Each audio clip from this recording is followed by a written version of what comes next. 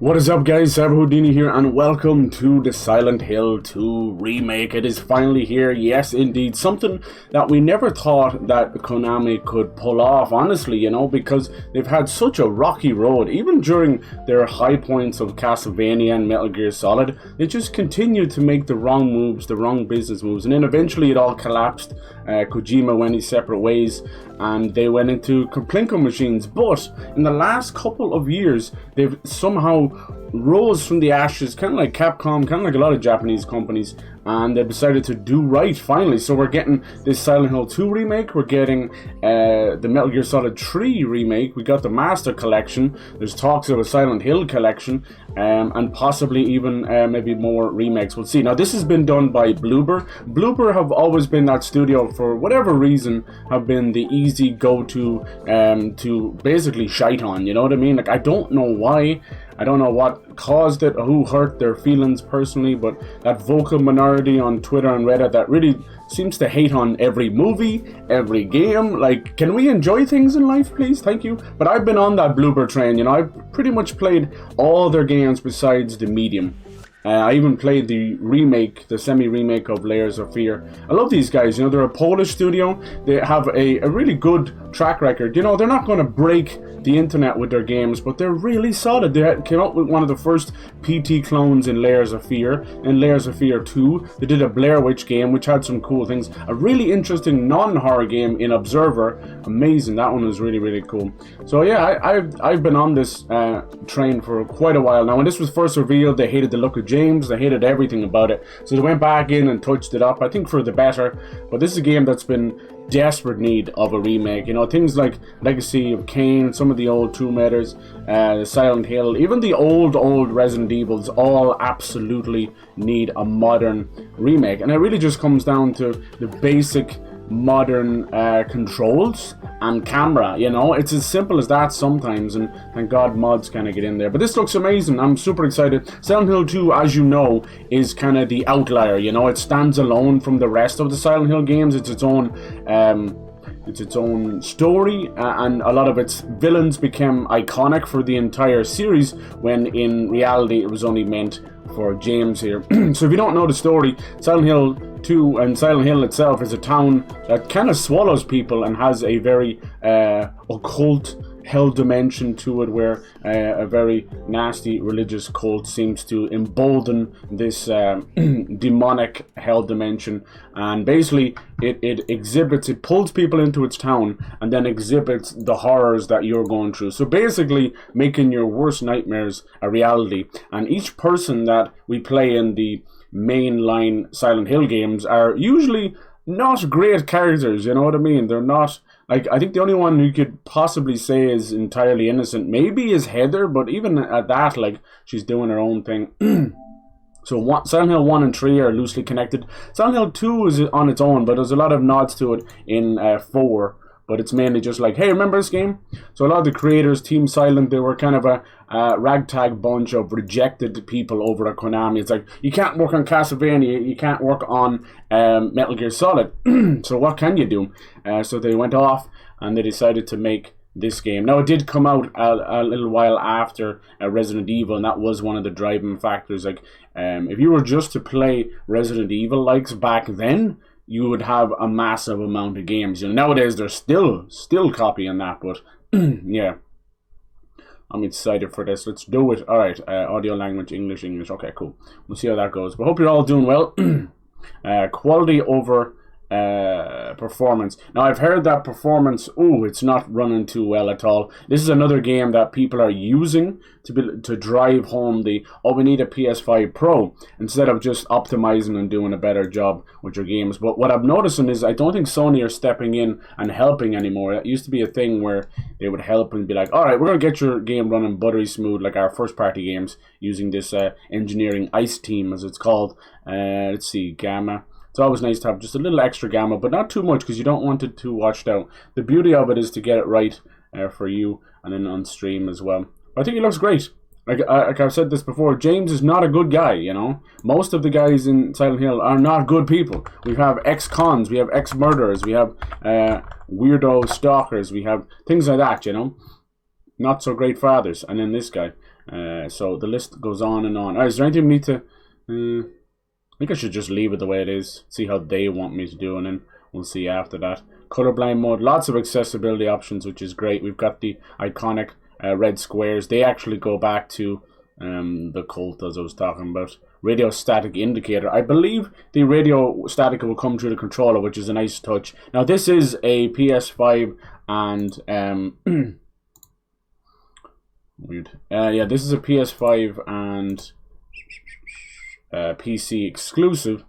It's just more of Sony kind of swooping in there, but you'll see a lot. There's a very good reason why a lot of the exclusive second party and all that for Sony are also Asian companies, and like I don't want to put it out like that, but they're Japanese companies helping Japanese companies or Asian. It's always been a way. There's a long-standing relationship. There's nothing else but that. Like this is sort of like Final Fantasy VII is definitely iconic for PlayStation, so it makes sense. Maybe not so much for Silent Hill 2. Like I get, for me, yeah, it was PS2. I have the original cover, and I think this one comes with the original cover, which is cool. But yeah, PlayStation have a way of kind of retroactively making up their own history. Like Final Fantasy was Sega, they nicked it, or not Sega, it was Nintendo and SNES and the NES. And they kind of nicked it, pulled it away. No one else was allowed to have it for a long time, and then they did the same thing with Tomb Raider, which started on Sega Saturn and stuff, and then it all got pulled away. So trust me, revisionist history is a powerful thing. Sometimes it's more powerful than nostalgia, because people just bandwagon nostalgia. Yeah. Alright, so let's leave everything just default as is.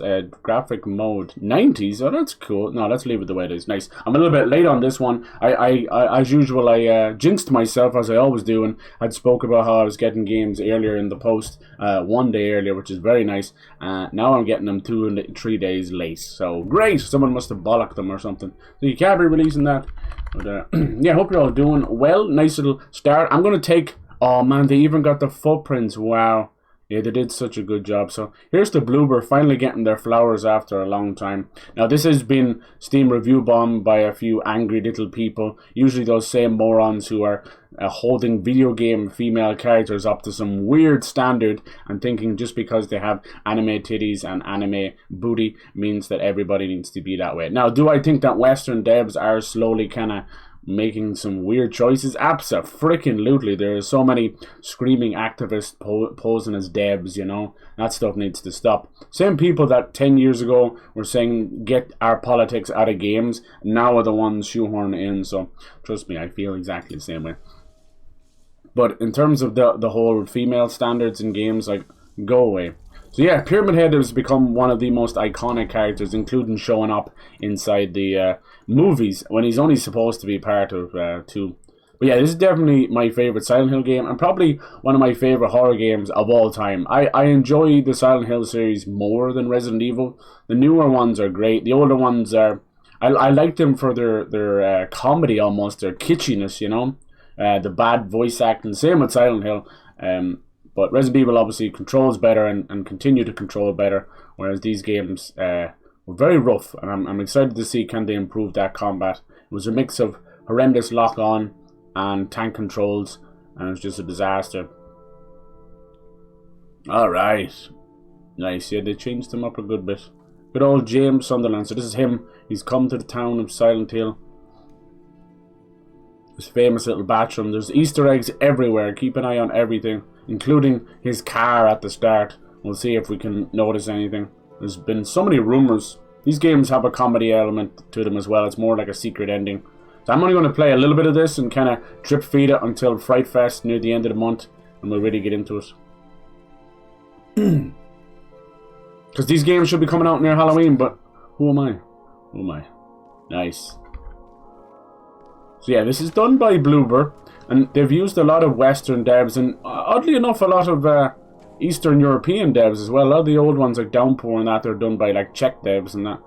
And I like Downpour. Homecoming is a disaster. Origins is fun. I really like Downpour. Silent Hill Downpour was the last one we got. It's really cool. Each element, each game tends to focus on the transformation, the hell dimension separately. the most iconic one is the rust, you know, everything's slowly Restless peeling. dreams, I see that town. Silent Hill. Ah! You promised you'd take me there again someday. But you never did. God, it looks good. Well, I'm alone there now. Keep an eye on his car. In our special place. Waiting for you. Meow, meow. So it's impossible for him to get this letter from Mary because she's been dead for 3 years. But remember how these games are. They're horror games. Don't trust the narrator. Unreliable narrators. Letter. The name on the envelope said Mary. I've been playing a Silent Hill for Fright Fest for the last, 5 years. It's been fun. It's ridiculous. Couldn't possibly be true. That's what I keep telling myself. Mary died of that damn disease 3 years ago. I want to get some of the different So then why am I looking for her? trophies and endings. And Our special place. What could she mean? This whole town was our special place. Could Mary really be here? I love when I hear people speaking fondly Is she really alive? in the game of Silent Hill, because Waiting for me? I can never ever see a time when it was just an idyllic tourist spot, you know what I mean? With or without the cult. It's just one of those things like a Hellmount. And there we go, straight into gameplay. That's so slick. Yeah, so this one, they recommend, even Digital Foundry, the legends, the boys themselves, everyone trusts them. They recommend that you play on quality mode.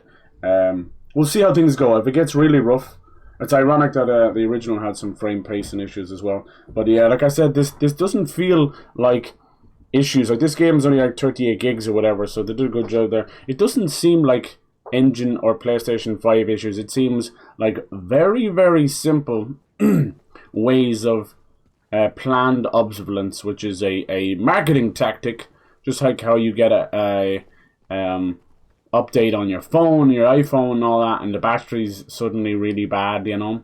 This is a real thing, you know. Like, this is something you might think sounds like you know, like freaking conspiracy theorist stuff, and then you find out that they've gone to court over it, you know. So nice. Yeah, Silent Hill is no fancy old place.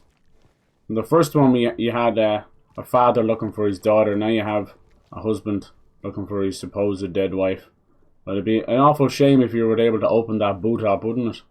Yeah, this like I don't claim to be Mr. Super Fan or anything, so don't get that twisted. I love these games. I've played them all multiple times. Like even the old Book of Memories and Shattered Mirrors on the Wii, which is really cool. That one's like you were playing like a psychologist and everything would freeze over when the hell dimension happened. Really cool. Okay, so they're going for the classic controls, so it's like L1 to run, which are kind of reminiscent of, you know, Dead Space moving forward. We'll see how things go. Nice. I assume there'll be probably modernized controls if you'd prefer that. Nice. Toluca Lake is kind of where we start, and that's like one of the last places we'll be as well. Like, you really, and there's Pizza Boulderama as well. We'll be visiting all these places. You're really only going to like 5 or 6 places in the whole game, but that's how it works. But yeah, the radio became iconic. Each enemy is based on a different facet of James' broken brain. Now, it's not one of those things like, oh, it's all a dream. Like, Silent Hill removes that factor. Don't ever think that kind of stuff, because there is something up with this town. It swallows people whole, you know. So it's not like that, but it's more about not everybody sees what you see, and you don't see what they see. Do you know that kind of way? It's all that way. Like, they might not see Pyramid Head and that and things like that. It's cool. They all have weird names, you know. There's like Flaming Lips and Abstract Daddy and Pyramid Head and Mannequins and Nurse and that. Yeah, so this part here was like a long-winded walk into Silent Hill, and they wanted that. They have like rustling noises in the background and stuff. You hear that? They wanted this. We'll see how the fog is. The series has not been given the proper love for over 20 years. The last time we got like a HD collection, it was a disaster. The fog was broken, audio was messed up, new voice lines which ruined the old ones. Yeah, with the fog being messed up, it was so bad. Then the famous Comic Sans Silent Hill Ranch, which I believe Bloober have kept in as a little Easter egg to the side, you know. I love that type of stuff. I can see, like, they did such great work on the forestry in Blair Witch. You know, if you ever get that cheap, I say give it another shot. It has a very rough middle where there's a hide and seek with a camcorder. I didn't like that part. But everything else was actually, I really enjoyed, like the dog part. People just don't have patience anymore. They're so quick to hate because, sadly, hate is the way it goes. Nice. This is another one of those games as also that has multiple interpretations. Even now as I live and breathe. Oh, jeez. 20 years later, you know. People still wonder which is canon ending, which is the real ending, what happened in that ending, you know, that kind of way. I think there's over 5 endings. We'll try and see can we get a couple of them. I'm really interested to see have they improved some of the worst parts of the game. There's some parts of the game that just generally need, that's not even as long as it used to be, need some improvement, like the lighting in the apartments. Some of the labyrinth as well is a little bit rough. Just the idea, it's meant to kind of discombobulate you, and it does a great job, but for all the wrong reasons. It's a directional challenge issue, not like you're stuck. So here's the lady of the hour that everybody was saying, oh, she's a little bit chubbier face, and people are obsessed with jawlines and chins and stuff. I'm so sick of these prepubescent 50-year-old men that have like re-virginized themselves, you know, after divorce, and they can't help but hold everybody to this weird standard of their latest nonsense. Just enjoy things, please. Like, if your whole world has been shifted, then sure, yeah, I get it, but God, could you not be happier at how great survival horror is again? We got a Dead Space remake, Alan Wake 2, Silent Hill 2, Resident Evil popping off. Like, thank you, Jesus. Alone in the Dark kind of came back there, didn't do great though. And they're making more Clock Tower stuff. Like, come on. God, if you tell me like Rule of Rose or The Haunting Ground is coming back, I'm gonna die a happy man. There's something wrong with it. Ish. And it's not just the fog either. She's an interesting character. Very tragic. Dangerous? We meet a couple of people in this town, in this hell. Angela being one of them. It's kind of hard to explain. Then Eddie. I'll be careful. And little Laura. I'm not lying. No, I believe you. It's just... Angela's truly tragic. Broken. I guess I don't Eddie, I have no sympathy for Eddie. Eddie's go either. just twisted. But why? I'm looking for He looks fantastic. someone. I kind of didn't get spoiled or anything because I know the game, but there's this really interesting thing that Bloober have added. Over the course of the game, James visibly becomes older looking, dark circles on his eyes. He even accumulates dirt on his fingernails, which are just tiny details. Mother and brother were here, but I can't find them either. No. She's hanging out at her mother's graveside. I'm sorry, it's not your problem. No, She reminds me so much of a lot of girls like that who've gone through something traumatic in childhood and are kind of just stumbling through their late 20s, not really fitting to any of society's trappings, you know what I mean? No husband and kids, no, you know, whirlwind romance, just kind of surviving, you know? And if you want to talk about survival horror, this is true survival horror. The concept of survival horror is in the name. You're meant to barely survive. And Resident Evil lost that somewhere. About the time we got to Resident Evil 3, when we started doing backflips and stuff, it just became comedy. It's great, but they're action horror, and there's nothing wrong with that. But Resident Evil held on to survival horror. If you got like 5 bullets to your name, you know. Emma, hello, how you doing? Excuse me, I'm a little bit snuffly. How you doing? Welcome to the stream. Hello. Lovely dame. I'm doing great. Is this a game you're interested in, Tom? Something you would play? People are kind of at that point where there actually is a couple of PS5 games that they'd like to play.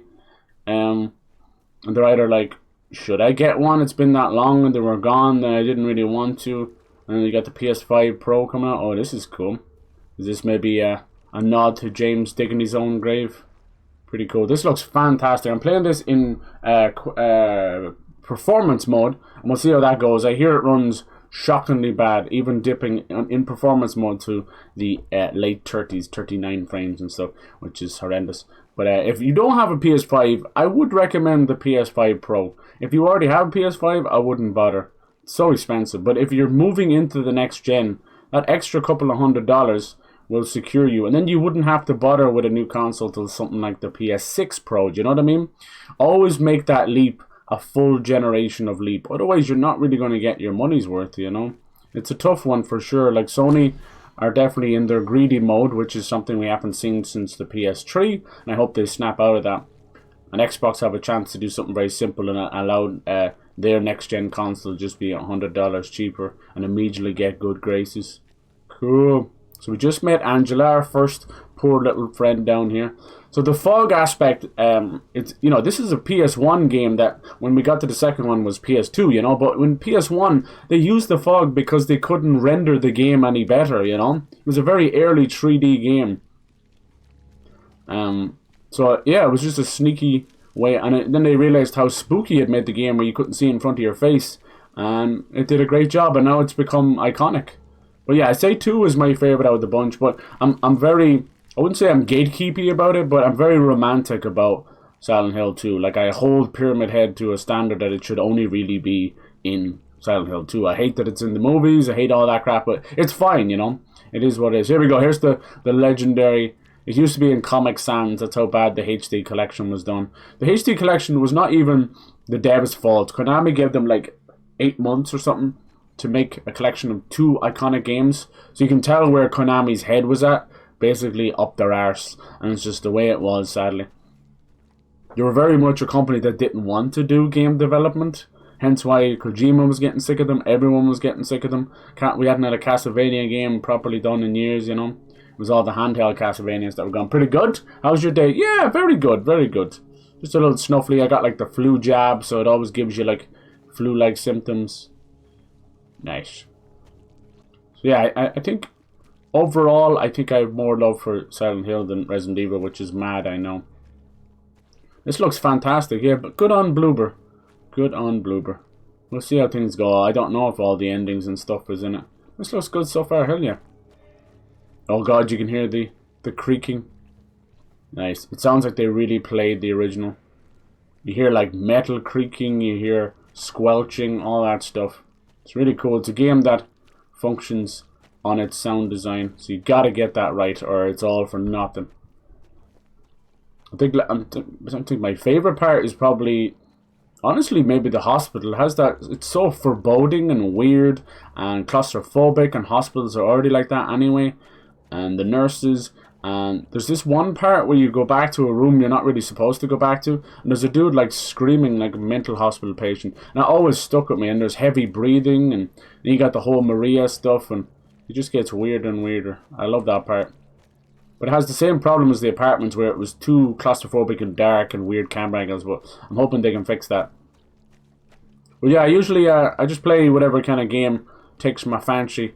I do the odd little giveaway too, so if you ever wanted to stick around for those. I just did one for Black Myth Wukong that came out in August. Went to town to get the window fixed, spare keys in the drawer. My favourite line from this game is, you go into a random bar, and it has just this thing up on the wall, and it goes, "There was a hole there, it's gone now." And that part there, it's actually just meant to signify that there's little holes in these hell dimension. Oh, the camera is a bit jankish. And that's all it's supposed to do, you know. But the way it's presented, no commas, no question mark, no exclamation point, no emojis, no nothing. It's just, there's something so inviting and haunting there, and always made me feel like a representation of the self. And there's a hole inside you. Alright, this feels a bit different. Are we gonna get keys, but we get our flashlight or something. Of course, you got a few pin-ups on the wall. Open inventory. Let's see what that's like. Personal. Okay, maps. Alright, nice. Hell yeah, hopefully you can see well enough. Nice. And will these bots ever go away? I need to stop bringing them up. If it's grayed out, it means that Twitch is already get rid of them.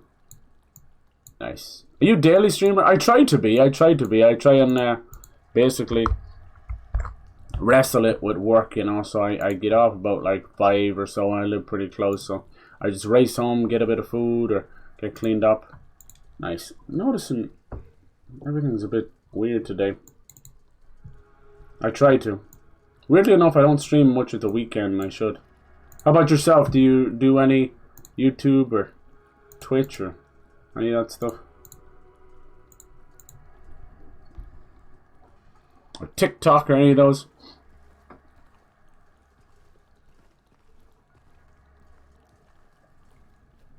You a fan of the Silent Hill series? Nice. Look at this place. Yeah, I wonder if are they gonna add a few new things in. I hope so. I'd be okay with that. People be like, no, that's, you can't, you mustn't. Like, well, if we're doing a remake, we might as well add a bit to it too, you know. I've been playing this and a little bit of Legend of Zelda as well. Oh, is this the famous tunnel with the radio? It is, yeah, I think so. Yep.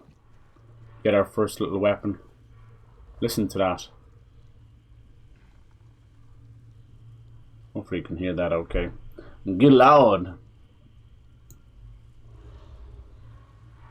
Ain't got no freedom. Streaming Johnny, how's it going? Hello, hello. How you find this? So far so good. Literally like 10 minutes into it.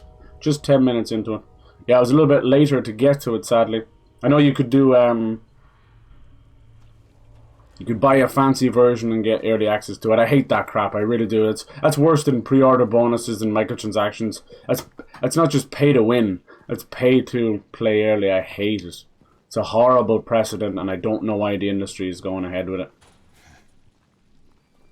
I don't care about it. Because what's happening is they're pushing for deluxe editions. Like, you can't get you can pre-order your physical edition, but you don't get that earlier. So they're pushing for digital because they get more money on the dollar for it. I understand where they're going, but I refuse to allow a full digital future. I refuse. I will fucking strike and protest outside of Sony and Microsoft and Nintendo if I have to. We will not lose physical media because these guys refuse to. Look at Little Big Planet. 16 years of Little Big Planet is about to go away. All the servers shutting down. It's done. If you own it before that, you keep it forever. That's fine. But you will never connect to the online stuff. You'll only have whatever you made. That's just a nice little slap in the face from Sony again. Now, no one expects servers to exist forever. But in a world where you have fan mods and fans saving things with their own servers, why not allow that? Why not create, instead of planned obsolescence where you plan to take things offline, how about plan to basically gift a server, or at least allow those kind of mods with the fan base? It goes a long way. They're just always afraid of people reselling things or losing its integrity as it slowly slips into a disaster. It's sad what's happened with Sackboy. You know, Astrobot's doing well, but they've completely thrown him to the side. Like, even his last game was just a little platformer, which is fine, but like, ain't going to go a long way in a world where it used to be inventive. Sometimes children's first nod into game development, you know. But yeah, this one, they definitely tell you to play in quality mode because it runs a bit shooketh. And it's not Bloober's fault. I'm telling you, this is Sony's fault. They're doing this so you'll buy a PS5 Pro. And if you think a PS5 Pro is just magically going to fix everything, you're half mad in the head. I like new technology and I love the generational factor of consoles, but why we haven't got into the 6-year cycle and instead of this mid-gen recycle crap, like, we're not dealing with iPhones here, you know. It's crap. Stop it. Get some help. Oh, this one just opens. Cool. I keep expecting the door loading screen to happen, then it doesn't happen. This looks amazing, all the wilted flowers and that. Poor old Silent Hill. So I think they've kind of all but confirmed now Silent Hill takes place somewhere in Maine, in New England, which is really cool. I mean, it was kind of obvious with the rain and everything else, but it's hard to know. Cassandra, a customer. Oh wait, can we read it normally? Okay, cool. Customer came in and ordered a mixed bouquet, red and white. Tried to explain bad luck, but you didn't decide that one seemed a bit off. Yeah, with all the occult stuff, this game actually doesn't mention that really at all. There's some little nods, and some of the save screens have the symbols, you know, of Samael and all that. But no, Silent Hill 1 and 3 more deal with the cult. Really cool. Dahlia and all that, and Heather and all that. Really, really good. I hope, I honestly think Silent Hill 1 deserves a remake, because it is PS1, it is the roughest of them all, but it has a great story there, you know? It has a really great story, and it would feel foolish to remake Silent Hill 3 before 1, because they're so deeply connected. They're sequels to each other, right? Hey, Pyro, how's it going, dude? One thing that's winding me up lately is the early releases. Yeah, dude. Well, see, that's always been a thing, right? You know, it always really has. And the concept is for review purposes, you know, like the average journalist will have a game anywhere between a month early to a week early. They get pissed about that, and for that point you're like, okay, well look, they have to play the game and review it beforehand, you know. But then, as you said, it moved over to streamers and YouTubers, and it really does get annoying. It does, especially like nobody can sit there and go, you deserve that game, you don't deserve that game, you deserve this or that. But I do think that a lot of these marketing, especially influencers, like I talk to a lot of them, and they're just average gamers like me and you know, they might just have a bit of a degree or whatever in social media and that, but for the most part they're just average people, so all they see is like what your community like and then what your numbers are like. But for the most part they don't care. They will shovel codes to any streamer worth their salt, you know. And in a world with view botting, fake numbers, and just fake audience, fake engagement, it sucks, you know. Like I know of multiple YouTube channels that have like multi-million subscribers, right, which is great, but then they've fallen out of love with it or moved away or just disappeared off the face of the planet, and then started a new channel or came back, and they're still getting codes and stuff based off that 2 million from the dead channel, you know. And there's nothing wrong with that. It just comes off a bit slimy, that's all, you know.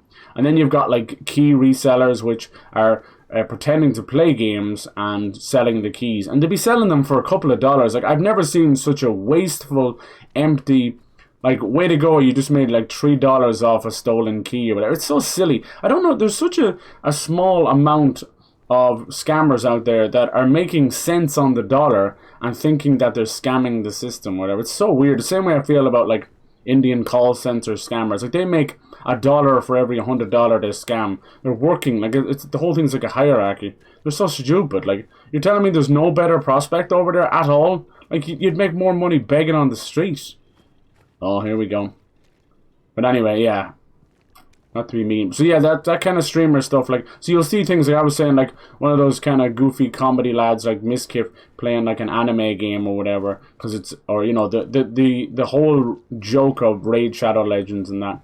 This is part of Silent Hill. I love this creepy, almost like a what's it called, fumigation or redecoration kind of stuff. Creepy. And then you have like whole chunks of the city that has just fallen into nothingness, you know, just emptiness. It's really cool. Really to drive home the fact that if this is meant to be a representation of his mind, it is quite fractured.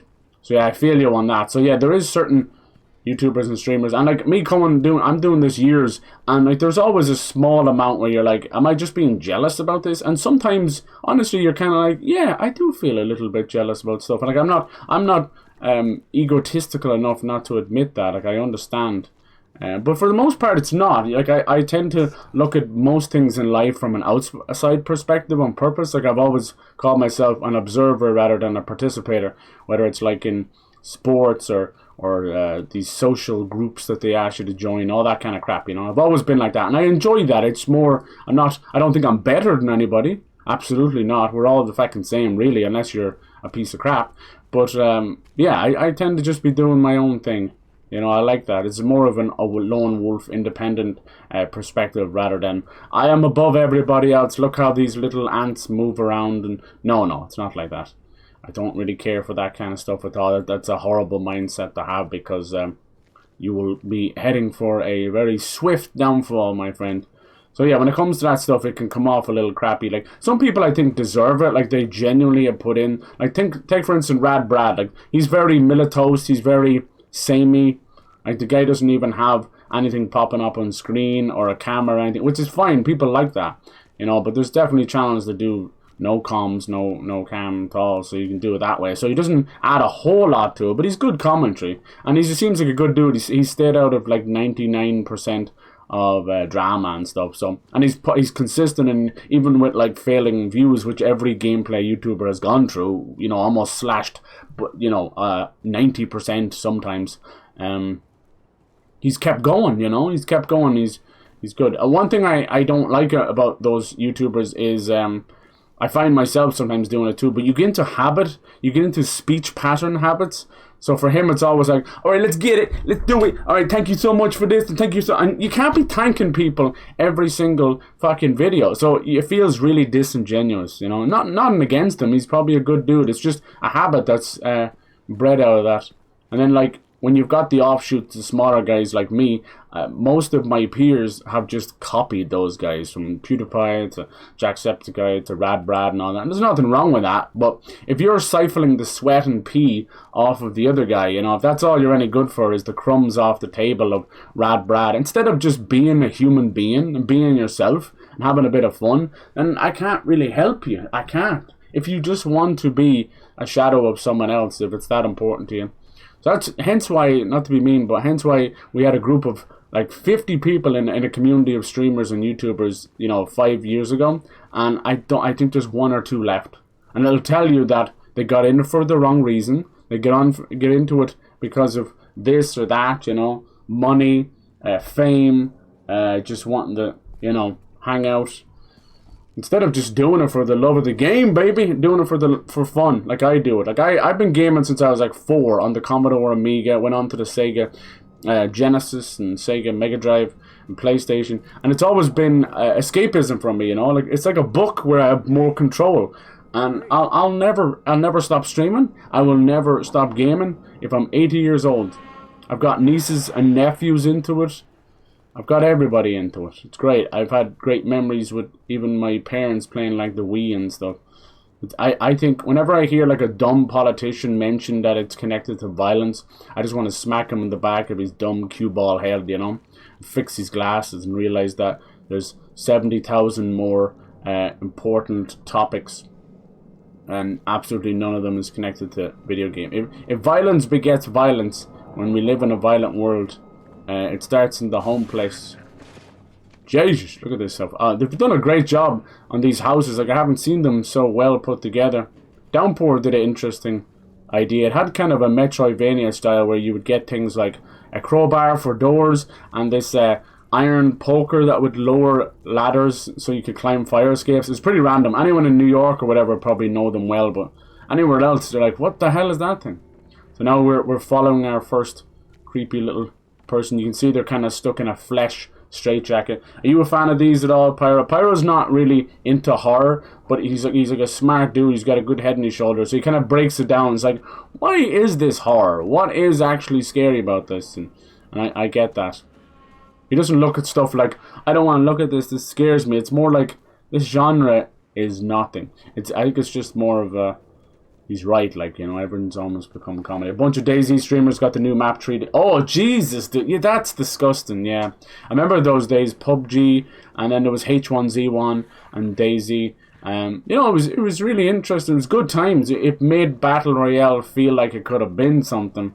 And here we are now with a, you know, muscle-bound Peter Griffin and Shaq and freaking... We've got Billy the Puppet from Saw, but he's 6 feet tall. The whole thing has become a caricature of itself. Oh, I keep. It's so funny, dude. I keep waiting. Like these games, you know, this is PS1, PS2, so you had to push and go to a door, and it would have a load screen. So I keep expecting the load screen. It's so weird. So I rubbed up against the door there, and nothing happened. That usually happens, you know. We've all done that, you know. It's 3 a.m. You want that glass of water that tastes like it was brought down from Antarctica from a glacier. It's like, oh my god. And you're like rubbing in the dark. And it's like, you could turn a light on. You could. But it would blind your corneas and it would show that you're awake at that hour. You don't want to do that. So instead you would feel around in the dark, you know, hoping for the best. What a good intro this is. Hell yeah, we're following the blood. I will say as time goes on, they've kind of shortchanges a little bit in terms of the creepier monsters, which is ironically just like Resident Evil as well. Let's see, is he going to crawl out of here? Look around, find objects marked with white cloth. Oh yes, oh yes. So you can see most of Silent Hill, although a biggish town, is completely blocked off. So it's it can be a little bit linear, you know. There's no way of going any other way than the way they want you. You know what I mean? You can the town itself. You can explore different places in different ways. But oh Jesus, there's a white cloth is the paint. Why do you have to tell people that? It's better enough just to. Oh Jesus, these things were always a thing in games. We just didn't know, even back in the 360. Good old squeeze through. Is there even a modern game these days without some kind of a squeeze through? This looks nice. Like it's. Like in terms of graphical fidelity, it's not far off like Last of Us Part 2, which is very good. His hair's having a bit of a weird sheen there to it. I know, like, we look at things like Red Dead 2 and The Last of Us Part 2 as a graphical stuff, and that's all on PS4 and Xbox 360 and that. Xbox One. So it shows you, like, we haven't come that far at all. I'm coming that far at all. So yeah, if you're a Daisy fan, I feel you for sure. Hello, Mousy, how you doing? How's the little mouse doing today? Lovely little conversation. You're good, papers. Yeah, I was totally getting the vibe. I was like one eye open, and I was like, you did awesome. And then I was like, oh my god, maybe she wanted to have a little chat. I felt so bad. Yeah, it was one of those last subconscious thoughts I was like having a dream about. So when I woke up, I was like, oh crap, did she want to have a talk? But you know how it is, we're kind of like, don't want to disturb you, but in the moment you might have something that pops up. But no, you're mad chilling, you're doing great, everything is going really good. I'm so excited. I want you to build and build on that, you know? Nothing but good vibes. Good things happen to good people, that's all I want. Same with you, Pyro, like you're kicking ass and you're growing into your own little man. I want that to keep up. More travels, more good vibes. Here's the creepy radio. So the radio can come through the controller. I tend to turn that off because it creates a horrible echo in the stream, but still nice. Oh, they did a good job on the straight jacket. The flesh jacket. This guy is meant to represent James's basically frustration at the medical system, where he cannot help his wife. There we go. Oh, this how this start. Okay, this is new. He usually crawls through. This is very new. Raw! Let's get some! Oh, mama! Nice. Take that, brother. I think he's dead. Always make sure and double tap, triple tap, and absolutely quadruple tap. Yeah, when we first saw this guy, he was in a dark tunnel, and he was picking up the radio in a dark tunnel, turning his back to the darkness, and one of those crawled out. It's really cool. You hear things. The white noise is used as a signifier for monsters being around, and it was used again and again. I fear people play a lot of these games, especially for remakes, and they're quite featherweight fans, and I have to check myself and definitely not gatekeep. I love that people are getting to play this, but just know that by comparing it to more modern stuff, you do realize these games are 22 years old, you know, that kind of way.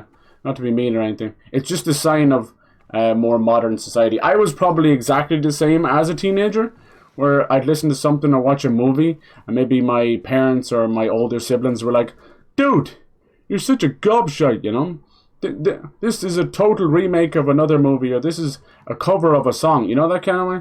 So I understand. So I have to check myself from time to time, because I'm so passionate about these things and have so many memories, and a lot of these games shape me for better or for worse, you know, in great ways, and because, you know, they were there for me, you know. Like maybe people clung to drugs and other people clung to food, you know.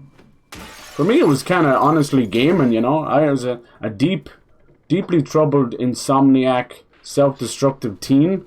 So in the late wee hours of the night, when you're supposed to be sleeping, getting ready for school the next morning, I was delving in some hard drugs and some video games. That was my upbringing. All the while hoping you didn't wake your parents up, because the good old CRTVs didn't have too many headphone jacks for a long time, you know. So that's why, you know. But I don't want to gatekeep. I really, like, Mouse, you know, I moan about TikTokers a lot, because it's kind of low hanging fruit. Honestly, I should know better. But my issue is not that they're discovering the music; it's the knowledge behind it. If TikTok had like a little info banner that would show up, and you click on it and gives you a rundown of the band, It's just something simple like that. Just a tiny bit of education, because all TikTok does is it serves the 30-second brain, you know? That's what we call it brain rot, but we've allowed our media to turn our brains into short-term memory. And short-term memory loss as well, you know? It's like a degenerate brain disease, but you're like, oh, that's actually the media I'm consuming. And I know it, I see it, I do it myself, you know? Nice. I need to get into it, you know? Twitch's clip manager, they've taken an idea from OBS. OBS had this great plugin where you can turn any clip and any shot really into basically like a portrait mode for shorts and TikTok and that, you know. But now Twitch have buried it inside the clip manager, which is great. And what you can do is they have 3 factors. They'll let you grab your camera, or you know, whatever you're into. If it's no camera, that's fine. If it's like a PNG or a VTuber stuff, you can do that too. And then they allow you to, with a separate thing, move the gameplay slider, and then you can also put your little name in there as well. That's really, really cool. Now, I had spoke to some streamers that were getting a bit disillusioned with streaming and stuff at the time. Like, I think it was Eric from R55. And the first thing I said to him was like, look, we got to go with the TikTok brain. Everybody wants short form content, you know? So, yeah, I think they one of their shorts was like 1 million views. So, it was like, that's definitely the way to go. And something that I put off, like, Jesus, Mouse would know. She has been one of my biggest cheerleaders just to get out of my comfort zone. I'm very much, like, that's why I stay so consistent, is because the comfort is just a button away. Honestly, it's got to do with time, motivation, and getting myself out of the comfort zone. 3 things I either don't have or don't want to do. So look at Fright Fest. I love my Fright Fest. It's like freaking homegrown, homemade, extremely amateur, and it pretty much stays the same every year. And I'm fine by that. If I had the knowledge and the budget and all that, maybe I would do other stuff with it. But I like my little homegrown stuff, because here's the thing about homegrown. It might look amateur, it might look extremely rough, but no one else can do that like you. Yeah, there'll be copycats and people stealing your ideas, but no one else can do that. Same with artists. Like, I draw my little stick figures and I'm really bad at it, but I probably bet there's not too many people who can draw it just as weird as me. So there you go. Nice. So here's a little nod. Now, you saw us break the windows to get stuff out of it. That's going to be a big thing. Keep an eye on that. So there's Neely's bar. We're going to go to it. But have a look here for a second. Let's see if they kept it. Most of the dead bodies in the game, do you recognize something? Do you recognize those dark pair of jeans? Do you recognize the green military jacket? Do you recognize the hair? Most of the dead bodies in the game, ladies and gentlemen, are James Sunderland himself. That's right. But, of course, us, we don't really want to look at the gore, and we're like, oh, fuck, and you keep moving, you don't think about it. But, yeah, they're actually his dead body. Now, it very notably covers most of his face and that. But there's a reason for that, because we are in James Sunderland's own manifested hell. Hello? Mom? Is that you? I swear I didn't eat the Lunchables. Dude, I love how bad corporations are, that they use, you know, going forward. They're like, now they're saying there was lead in Lunchables, just so they can outdo the lunchly things that KSI and them are doing. I've never seen just a downfall as Mr. Beast. You know, like, I was never a watcher of his or anything. I think I had looked at one of those YouTube documentary things. It was like, the rise and fall of your mom's gi, that kind of stuff, you know. That's how I get into some of the, like, that's how I know of certain YouTubers. I don't watch their content. Sorry. I mean, the only one I've actually watched lately was some of PewDiePie's stuff, because his wife Marcia does the editing for the Japan stuff, and I used to watch some of her stuff when she used to do YouTube. That girl, she has that kind of travel mommy aesthetic thing, you know. It's like, oh my god, you know. It's like she swallowed a interior designer Studio Ghibli book. It was always very pleasing, like a warm hug. So she's been doing his editing and the music, and those vlogs are great. And it's just nice to see, because I want to go traveling. It's something deep within my bones. So I live vicariously through a lot of streamers and YouTubers. Always have. What's that other guy called? Is it Kaz Guts or Guts? Kaz something? What his name is? Kurt Cuts or something? I don't know what the hell his name is. One of those guys. That dude, I like that dude. He's so abrupt, and look at these. You can see now. You'll also see a lot of these monsters are highly kind of sexualized. These should also vomit. Let me see. You should vomit on. There you go. There's a little vomit as well. So you can see it's got to do with James's disgust. And she's wearing those hooker heels as well. He's a deeply depraved man. Highly sexually frustrated. He's basically a modern streamer. A modern male. Angry at the world because he got baby batter on the brain. That's all it is. Most of the world's problems could be solved with weed and most of these guys getting laid.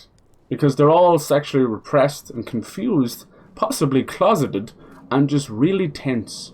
So a bit of weed, bit of poo nanny, and all life's problems go away. There's the radio going off. That means there's one nearby. Good old 2x4 with 2 nails in it. Trust me, when the apocalypse comes, get all the nails and all the 2x4s. And keep you going. One thing I always love about World War Z, not the best movie, but it's okay. There's a bit where he gets all these lady magazines and he duct tapes them to his arms so he can't be bitten. I always thought that was just the bare bones genius that most zombie games and movies don't understand. Protect your body. Like, people are going to get bit. It happens. You can get cut. But the fact that he did that, I always loved that part. It was just that little moment where I'm like, hey, common sense in a movie? Oh my god. That's rarer than anything. But yeah, we live in a world where people are trying to destroy this game.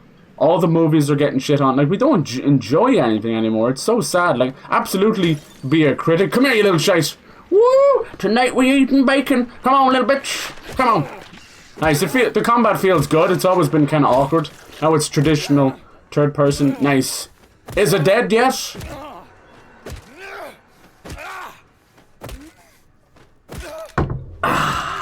It is now. Okay. I'm stupid. I'm sorry. I'm sorry. Nice. Bomb, it's human jam. Stop, Billy. You're spoiling dinner. Nice. Okay, sorry, we're getting a bit ranty there. I'm in the camp of no streamer is going to influence. Yeah, thank you. I hate that they use the word influencer. Like, circa the start of Instagram, when it was only on iPhone, it looked like a little camera. Now it's just horrible, pink, and pointless. It was just normal, right? It's like, here is my food. Here is my picture. Here is me. And now it's like, people are afraid to post because they're judged. And their entire, the look of them, plastic surgery, top to toe, everything they wear has to be finely tuned to go along. I didn't get me flashlight. I might have missed it. Maybe they put it somewhere else. I might have missed it. Yeah.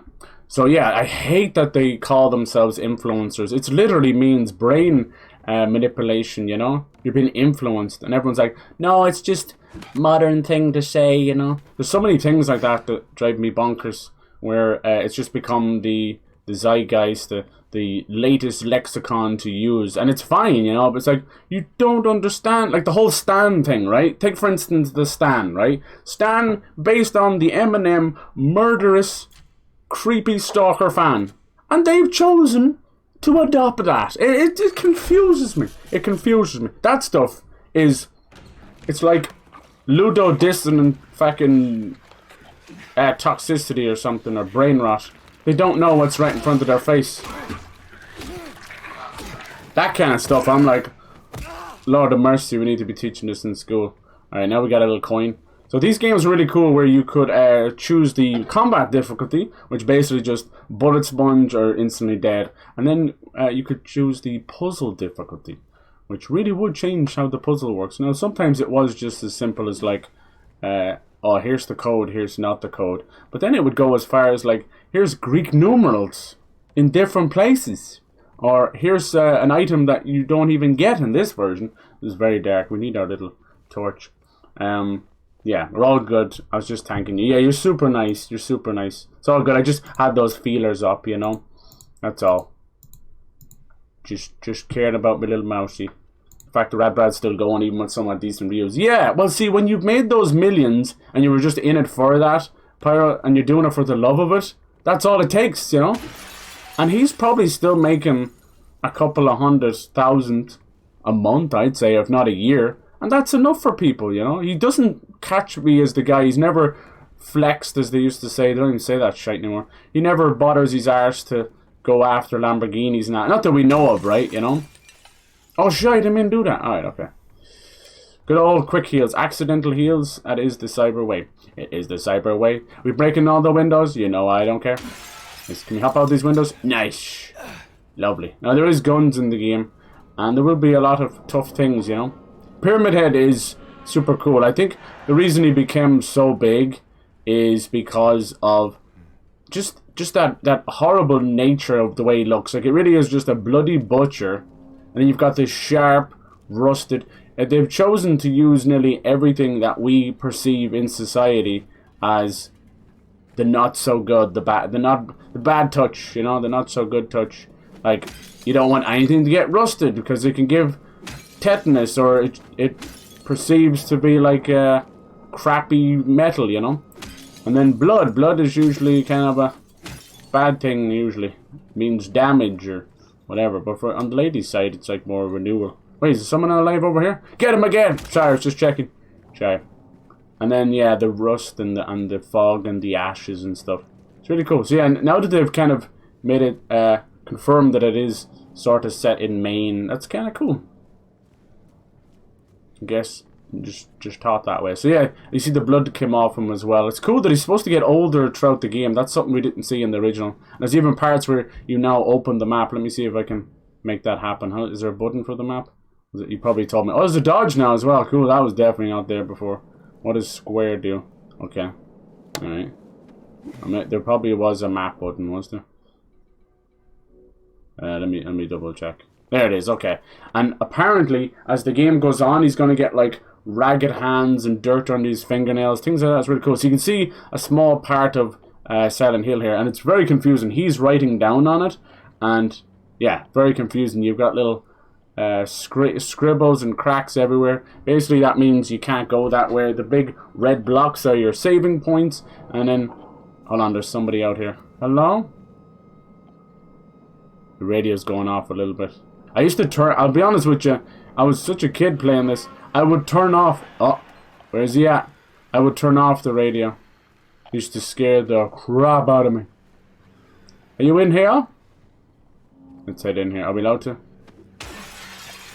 Mama. But yeah, it's such a great examination of the human mind. Like, it really is survival horror and a psychological horror. Most psychological horrors are boiled down to having no enemies or no danger. It kind of pisses me off. Like, Outlast was a great thing for gaming and a bad thing because it realized they were like, oh, we don't have to bother with anything. No combat, no anything, no health system, no nothing. It was just camera, run, battery. So simple, and just became a phenomenon. And then they kind of squandered it, you know. Outlast 2 was a bit of a letdown, and Outlast Trials is just a weird experiment, and I don't know what the point of it is. You know, it's there, I guess. It's not bad by any stretch of the imagination, but just chasing after... Get him! Chasing after the wrong thing. I knew you were there somewhere. Come on in! Nice. Is that how I showed you how to use doors? So yeah, so even like the iconic enemies like the mannequin and the nurses, Pyramid Head, it's all got to do with James's sexual repression, really. Gross. In Silent Hill, it's all demonic occult stuff, you know. They found, basically this town already had some little, you know, like a hellmouth, basically. It was a little bit deeply connected to hell and occult. And then you bring in a highly religious, demonic cult, and they start channeling, and they start creating some serious worship going on. And before you know it, this place is now, you know, one-stop shop for every demon. So that's why there's different enemies and different characters every time. The stories connect in 1 and 3, but besides that, they all are kind of individual. There's a few nods to 2 and 4, but it's more like, hey, remember, have you heard of this guy? Yeah, he's dead. Okay, that's about it, you know, like an Easter egg, not full connection. But it's cool, because people obviously lived here at one point. So the poor devils have to put up with that. Yeah, so much metal scraping, which is meant to signify Pyramid Head. Yeah, the first one was just a dad going after his daughter. This is so cool. Doing such a good job. Oh my god, look at them in the fog. Wow. I can't believe like the gameplay and the trailer actually looks like it. It's always cool. When I like to. I'm a goofy guy. I like to walk slow in games and pan the camera slow as if I'm some cinematic edgelord, like an idiot. I don't care. I like doing that stuff.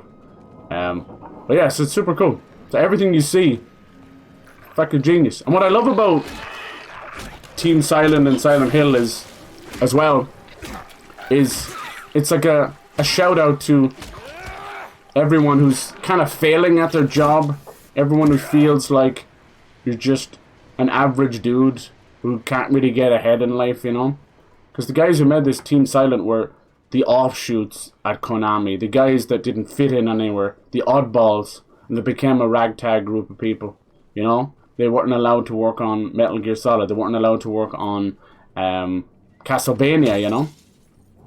But all Konami knew is they wanted something to compete with Resident Evil. And by God did they get it. And I would argue that these games are better than Resident Evil. Resident Evil still got the action going on and they pulled it back for sure. Careful. Come out, come out. Nice.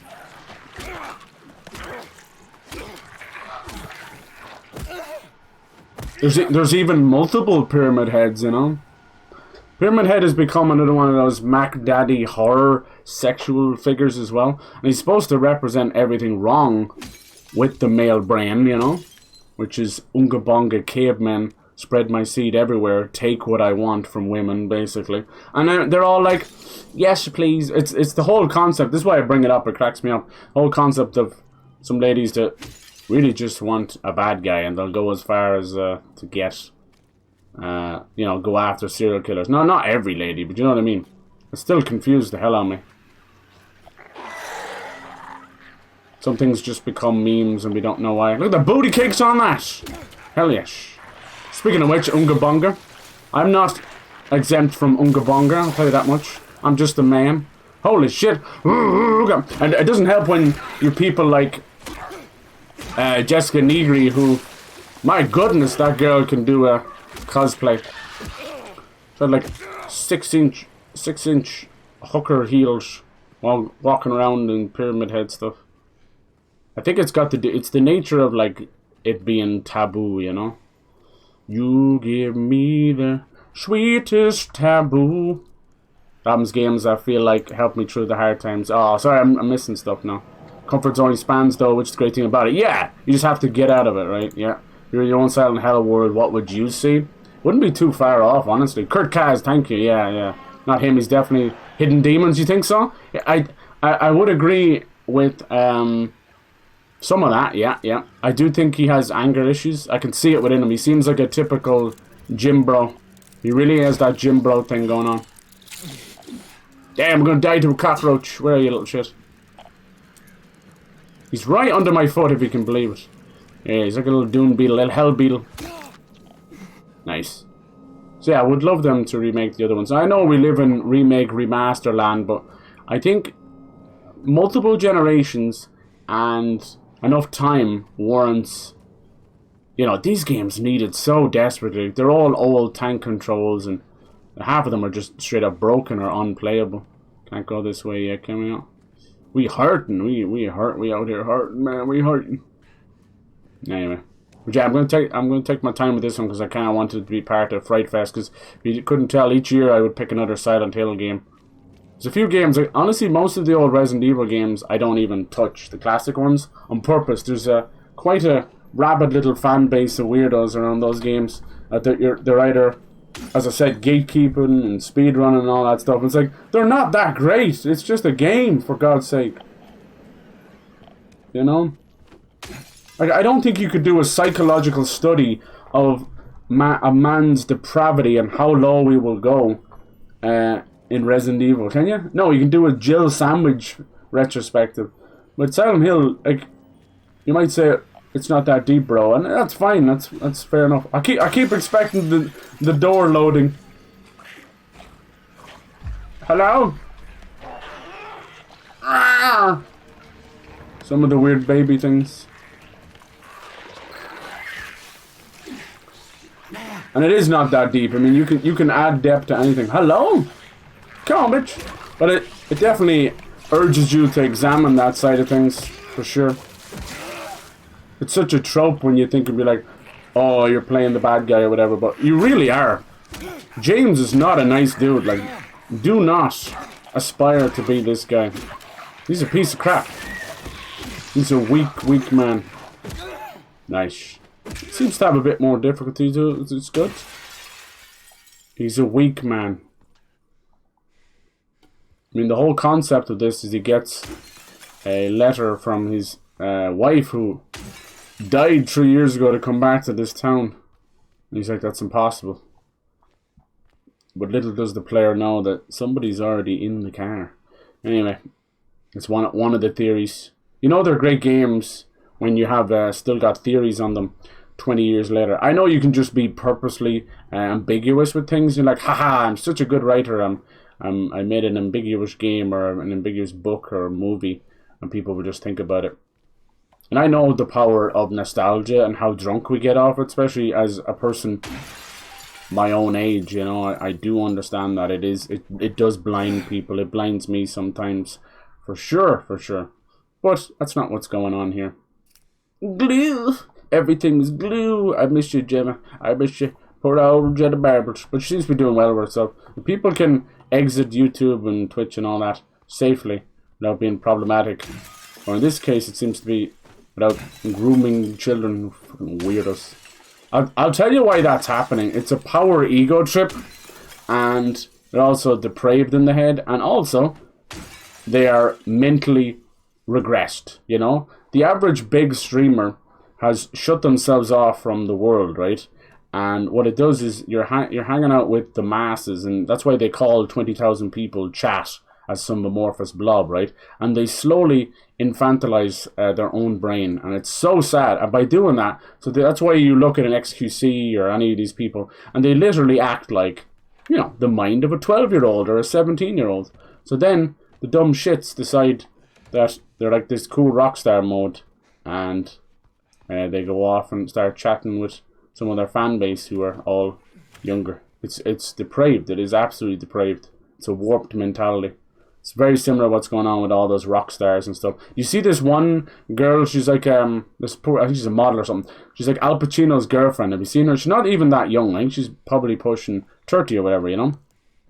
But she's been passed around all of those actors. It's so weird, dude. She was like with Al Pacino, Robert De Niro. I think she was spotted with Bill Mayer, or whatever his name is. Fucking weird, dude. I think she's trying to get with one of them until they pass away or something. Like, I'm not saying, oh, every woman who goes with an older guy is a gold digger. Like, that's such a tired trope. But something be going on. Something is stinking. You can definitely have, you know, she might just have a thing for older dudes. But it's just weird. It's weird, dude. It's weird.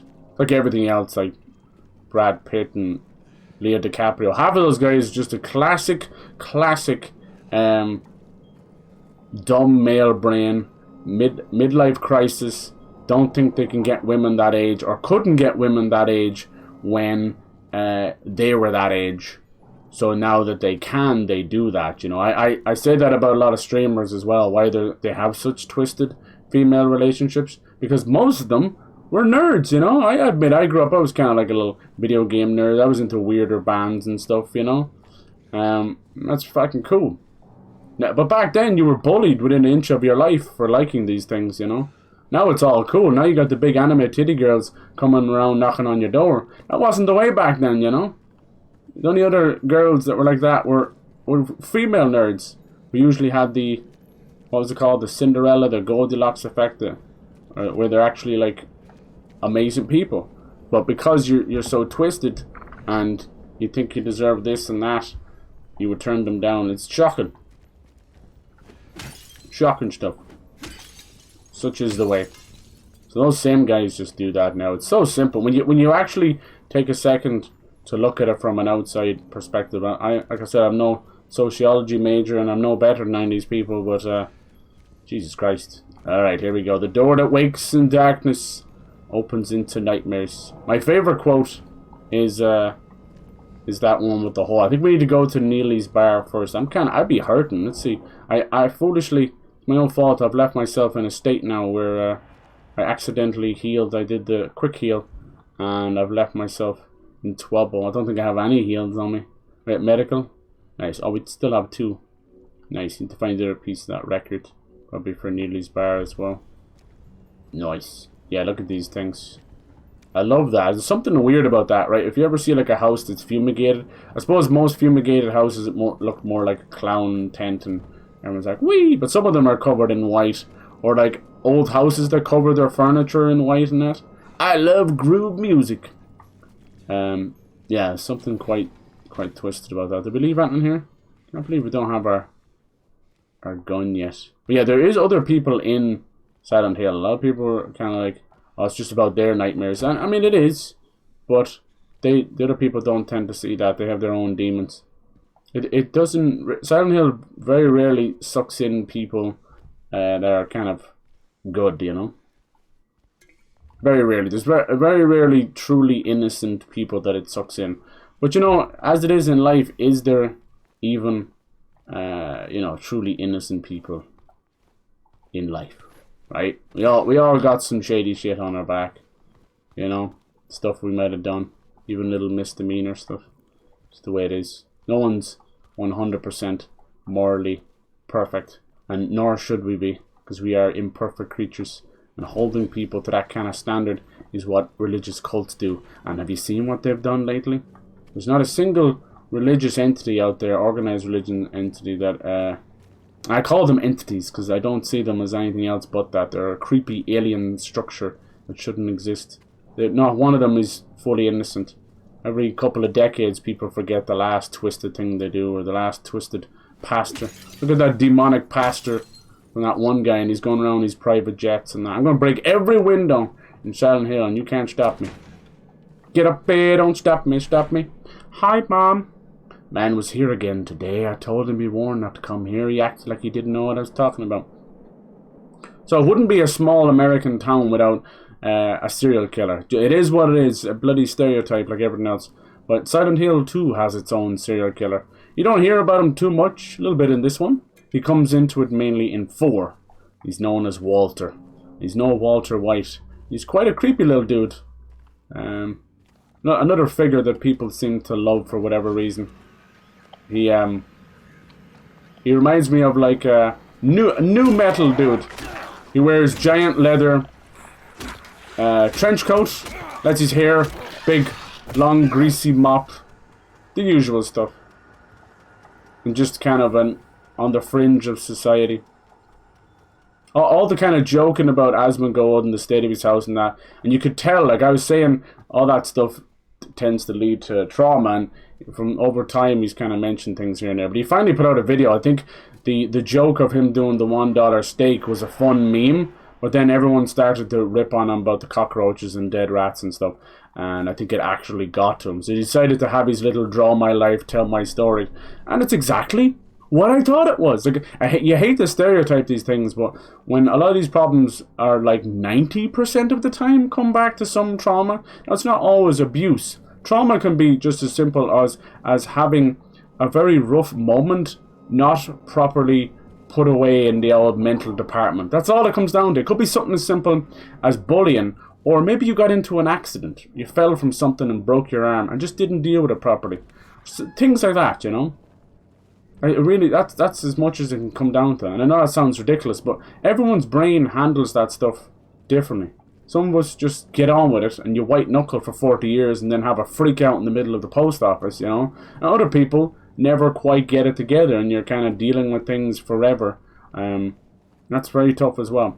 In his case, it was a story far, far too common, which was his mother was extremely sick, and because of the American medical system, she refused to ever get help. Apparently, she would scream at him to not call ambulances and stuff like that, and he would wake up in cold sweats. Clearly, night terrors from that. I mean, if you had a blood-curdling scream from your own mother, that's going to do it. And it's shocking. So, yeah. Jesus Christ. And it's pretty clear that you know, that's a big portion of what's going on. A lot of hoarders and things like that, you'll find they come back to that kind of stuff. And it really just comes down to unchecked trauma. That's what I call it. Undiagnosed or unchecked trauma. Poor devils. It's very, very simple. We all have a little bit. Like, there's even things that bring trauma that we don't know about. Like, you can have a mild concussion for most of your life from something that might have happened as a teenager, as a kid. Honest to God, you can be walking around with a mild concussion. Like, I've seen people get hurt and I'm like, why the hell are you not doing something about that? Anyway, you reading this? Leave this place. Nice. Martin Street. Yeah, so people, we're just, like, I just got my flu jab and I did a little doctor's update stuff. I wanted to check in stuff because I'm getting older and I'm starting to feel things. I'm like, oh, you weren't there before. Oh, what's that? Oh, this is persistent. Oh, this, you know. But it's all good. Blood work came back okay. I get muscle cramps. I have low blood pressure, but yet the blood work's come back completely normal. Doesn't that just annoy you? Doesn't that just bite you in the arse? You took like 4 vials of blood, man. I'm like, you drained me like a goddamn straw, you know. And you're going to tell me everything goes back normal? That's so annoying. It sucks. Anyway. Alright. Let's see. Where are we going now? Cafe. I need to get to McNeely's. Just chatting away there. Anyway, fucking lesson to learn is just look after yourself. Don't be afraid to get help. We've set ourselves up for failure in a society where common, decent medical help ends in lifelong debt, and psychological help is seen as a weakness or an embarrassment and stigma. It's ridiculous. What are we doing? Just that shot there alone looks great. So yeah, like this one, Bloober were always doing their own thing. Like, you might have get this project confused with the Norman Reedus, Guillermo del Toro, Hideo Kojima Silent Hills, which is what PT was supposed to be. PT stood for Playable Teaser. You can, like, people selling their PS4s with it for like $1,000 to this day, which is goofiness. Ironically, it was what gave Bloober their chops to make their first game, Layers of Fear, and here we are. We've doubled back around. Don't you love that? The cycle continues. I love that. I really do. But it would have been great to see it. But I think, honestly, all of his work there slowly moved over to Death Stranding anyway. I don't know if Kojima would have done a great job there. I don't know. So there's, yeah, I think they had Junji Ito as well attached in some way, but it's more of it like a, you know, a monster consultant, you know, the great word of consultant. One of the most useless, overused, pointless words in the world is consultants. People, like, hinge their whole career as a consultant. Like, what, you're telling people to do shit? Like, I can go down to the pub and get better advice than this. You're charging me by the hour. But yeah, so I don't know. Yeah, there's a new Junji Ito. They finally did the anime. It was another one. I think there was another one before, like a live action one. But this is animate for Uzumaki, right? And oh my god, it's a disaster. So it's only 4 episodes, so it's more like one of those kind of mini movies back in the day. And apparently the budget was in episode 1. Episode 1 looked amazing. Did such a great job. It's almost like a water effect on it. You see that? Creepy. And then episode 2 looks like something from a YouTube 5-year-old making Lego stop motion. That's so sad. And now, of course, like, the project's out, they do it all, they let it go, and then they do, like, an interview afterwards explaining themselves. Like, pull it back and do better. Like, there's no way, no matter how much budget, contracts, deadlines you have, that you can just say no. Just say no to releasing these things. It's so weird to me. It's almost like they expect the response and have the interviews ready. Like, what are you doing? What are they doing? I hate that. We live in a world of kind of getting by fixing it again tomorrow. I hate that. I hate it. Alright, we've done most of the little side stuff. Grand Market. Were we in here? A little shopping centre? They're doing a really nice job on this. Yeah, most of it's going to be closed off, but it'll open up in time. Parts of it. The big areas are the apartment building, The museum, well, at least they call it a museum, but it's more historical society. The hospital. They've always had some kind of a hospital. They're obsessed with it because, you know, with a game fixated on trauma and that, it makes sense. Hospitals are like that, you know. The hospitals are the giver of life when it comes to babies and that. And, you know, saving people's lives. But then, they're also just, you know, the saddest places ever. And creepiest as well. You have old abandoned places or morgues and that, you know. Smell of pneumonia. That sickly sweet smell. And then also, you've got like the smell of hospital food, so or the nearest toilet, or possibly some bodily function. Trust me, I've spent my fair share in hospitals. There's a lot of poor people out there who spend their whole lives in it, bouncing around trying to find really specific diseases and that. Poor devils. And especially a lot of kids as well. There's nothing worse in this world that we haven't properly fixed. And that is true, like... Ooh. Childcare. Oh my god, they've got the music so well. Music's awesome. It always felt like kind of underwater. Now it's all like lo-fi wet dream stuff. Have you seen the Alien Isolation 10-year anniversary lo-fi girl stuff? It's so funny. Ellen Ripley. It's great to see that. We're finally getting Alien Isolation 2. I don't blame them. Like, it's a mix of Sega genuinely just not having money. Like, although Yakuza is doing amazing now, that was pretty niche up until, like, Yakuza 6, right? I would argue that they were very niche up until Yakuza 6. It wasn't until number 7 where it really exploded into the mainstream. And then Persona and Atlas kind of just been steadily growing, but you don't really think of it that way, you know. And the Shin Megami Tensei series is still niche. Like 5 didn't do that great. And that came out and it came out again. There we go. So many people here. Ish. And Sonic has been going through constant iterations and phases of it's over, it's back, it's over, it's back, you know? I'm currently going through a phase of it's back. I really enjoyed Sonic Frontiers. I'm a firm believer in trying to support indie devs and new IPs, whether they're AA, AAA, or indie, you know? It's really important. And, you know, their Atlas's new RPG, Metaphor, is coming out on Friday, and I'll be getting that, I'll be playing that, even though it's like an 80-hour game. I will say that's Atlas's biggest issue right now, which is they don't know when to stop. So, Sega alone, right, the Yakuza games are already 60, 80-hour games, and they're only getting bigger. Like, that latest one had a whole Animal Crossing-style island that you could work your way up like a dragon. Infinite wealth. And the Persona games are 150 hours. They make Final Fantasy seem normal. Like, I'm serious. There's such an undertaking. The door that wakes in darkness. That's so cool. So you see the other side of that sign. What a great shot as well. They've gone for like a fish lens there. That's so good. Oh my god. I love it. I love it. So you very rarely ever get to see the moment a person is sucked into Silent Hill. It's really interesting. You don't get that moment. You always see them knee deep in it, or they're moving into it, and it's there, you know. The most iconic thing is the fog and the siren.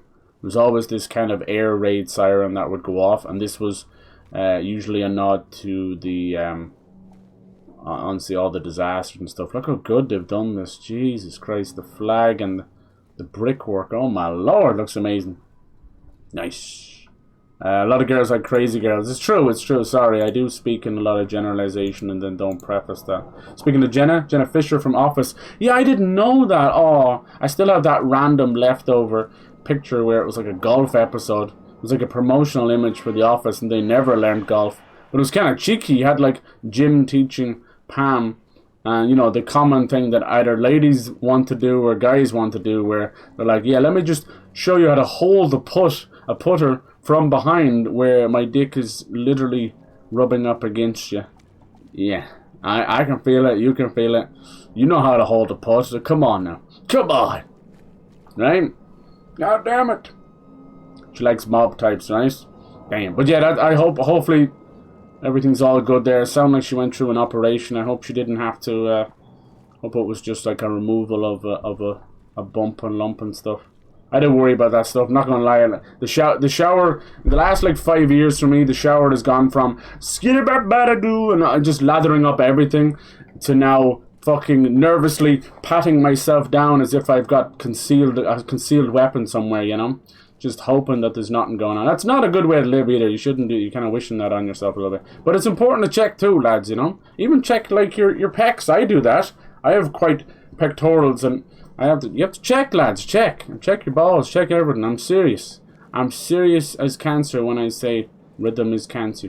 No, but seriously, I don't care how young or old you are. This ain't no fun and games, boys. There's a killer hiding in the midst. I hope she's okay, because you ladies, like, we have a lot going on too, for sure, but you ladies have such a burden in life. Like, you have the gift of life, and it is a gift, but the stuff that goes with it's come with a hell of a huge laundry list of things that you have to make sure everything's okay, and every month it's like a big bang explosion going off, you know? Oh my god. And then, yeah, like the whole going through pregnancy and birth as well, and then you have so many other things to have to worry about when it comes to cancer. Now, have you heard about this thing in, oh, you little shit. I think somewhere in Scotland, I believe it is.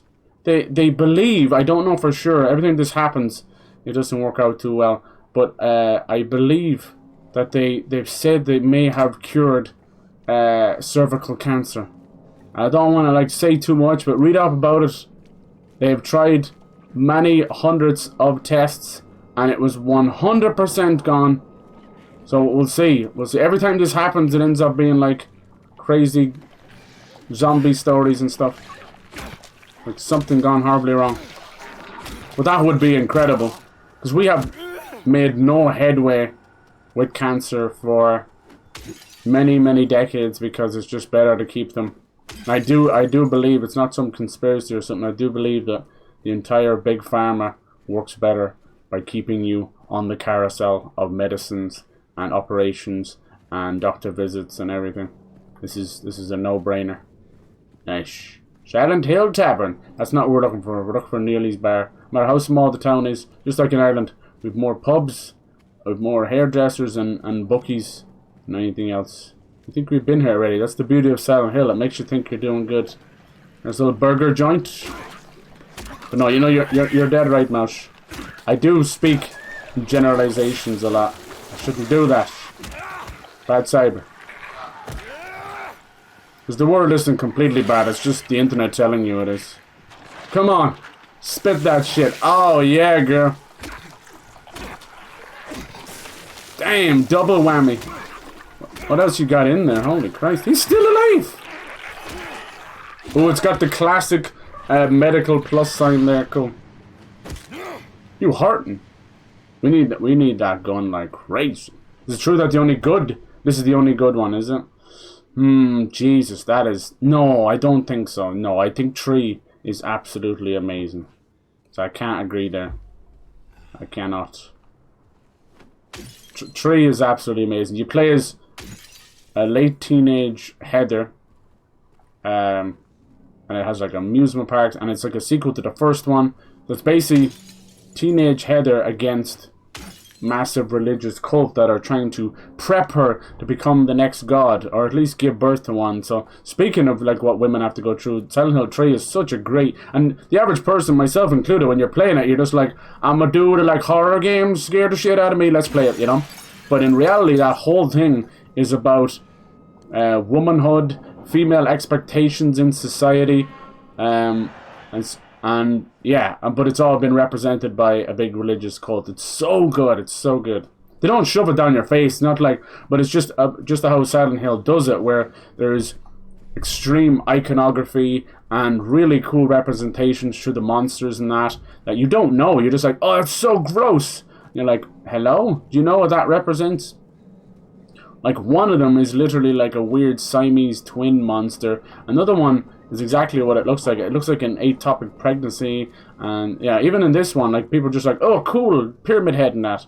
The head of the pyramid head it's obviously deeply rooted in different kind of Masonic symbols and stuff, but it's also got to do with the shame. It's shame. He wears a mask. And there's a very interesting scene in Silent Hill 2, and I don't know if they're going to keep it. I want to see if the remake does it. And it's basically, well, like I said, it's part of James' sexual depravity, where in a part, where you're in the middle of, I think it's in the apartments, where Pyramid Head comes in and he basically R-words 2 of the monsters, and he rails the crap out of them, you know what I mean? And this is part of James's sick ways, you know? He's a sick man. The idea is it's just a man with a terminally ill wife. They were happily married, and he resents her for it. Very, very sad. He's not a good person. And I don't want to say any more because it's kind of spoilers, but he's sick in the head. He's sick in the head. So he goes to visit her in the hospital. She even writes him letters to stay away. I'm sorry I ruined your life. The usual kind of things that are truly, truly heartbreaking. Like, there's some fantastically tragic writing in this game. I knew that dude was there. Oh, we got a 2-for-1 special. This 2x4 ain't doing it no more. Damn, you gonna vom here on the kitchen? Oh, man. Double vom. This is tough now. We have a new dodge. I need to use it. So, yeah. It's not just angry man in weird zombie town. For sure. Oh, bollocks. We are so dead. Damn, he does a little bit of a 180 with the vom. Damn, how much can one thing vomit? Look at the acid off it as well. So cool. Oh, I missed. Nice. So yeah, that's the basic concept of the game. But there's other people trapped in here. We have Maria, who's a very naughty little lady who looks suspiciously like Mary, his wife.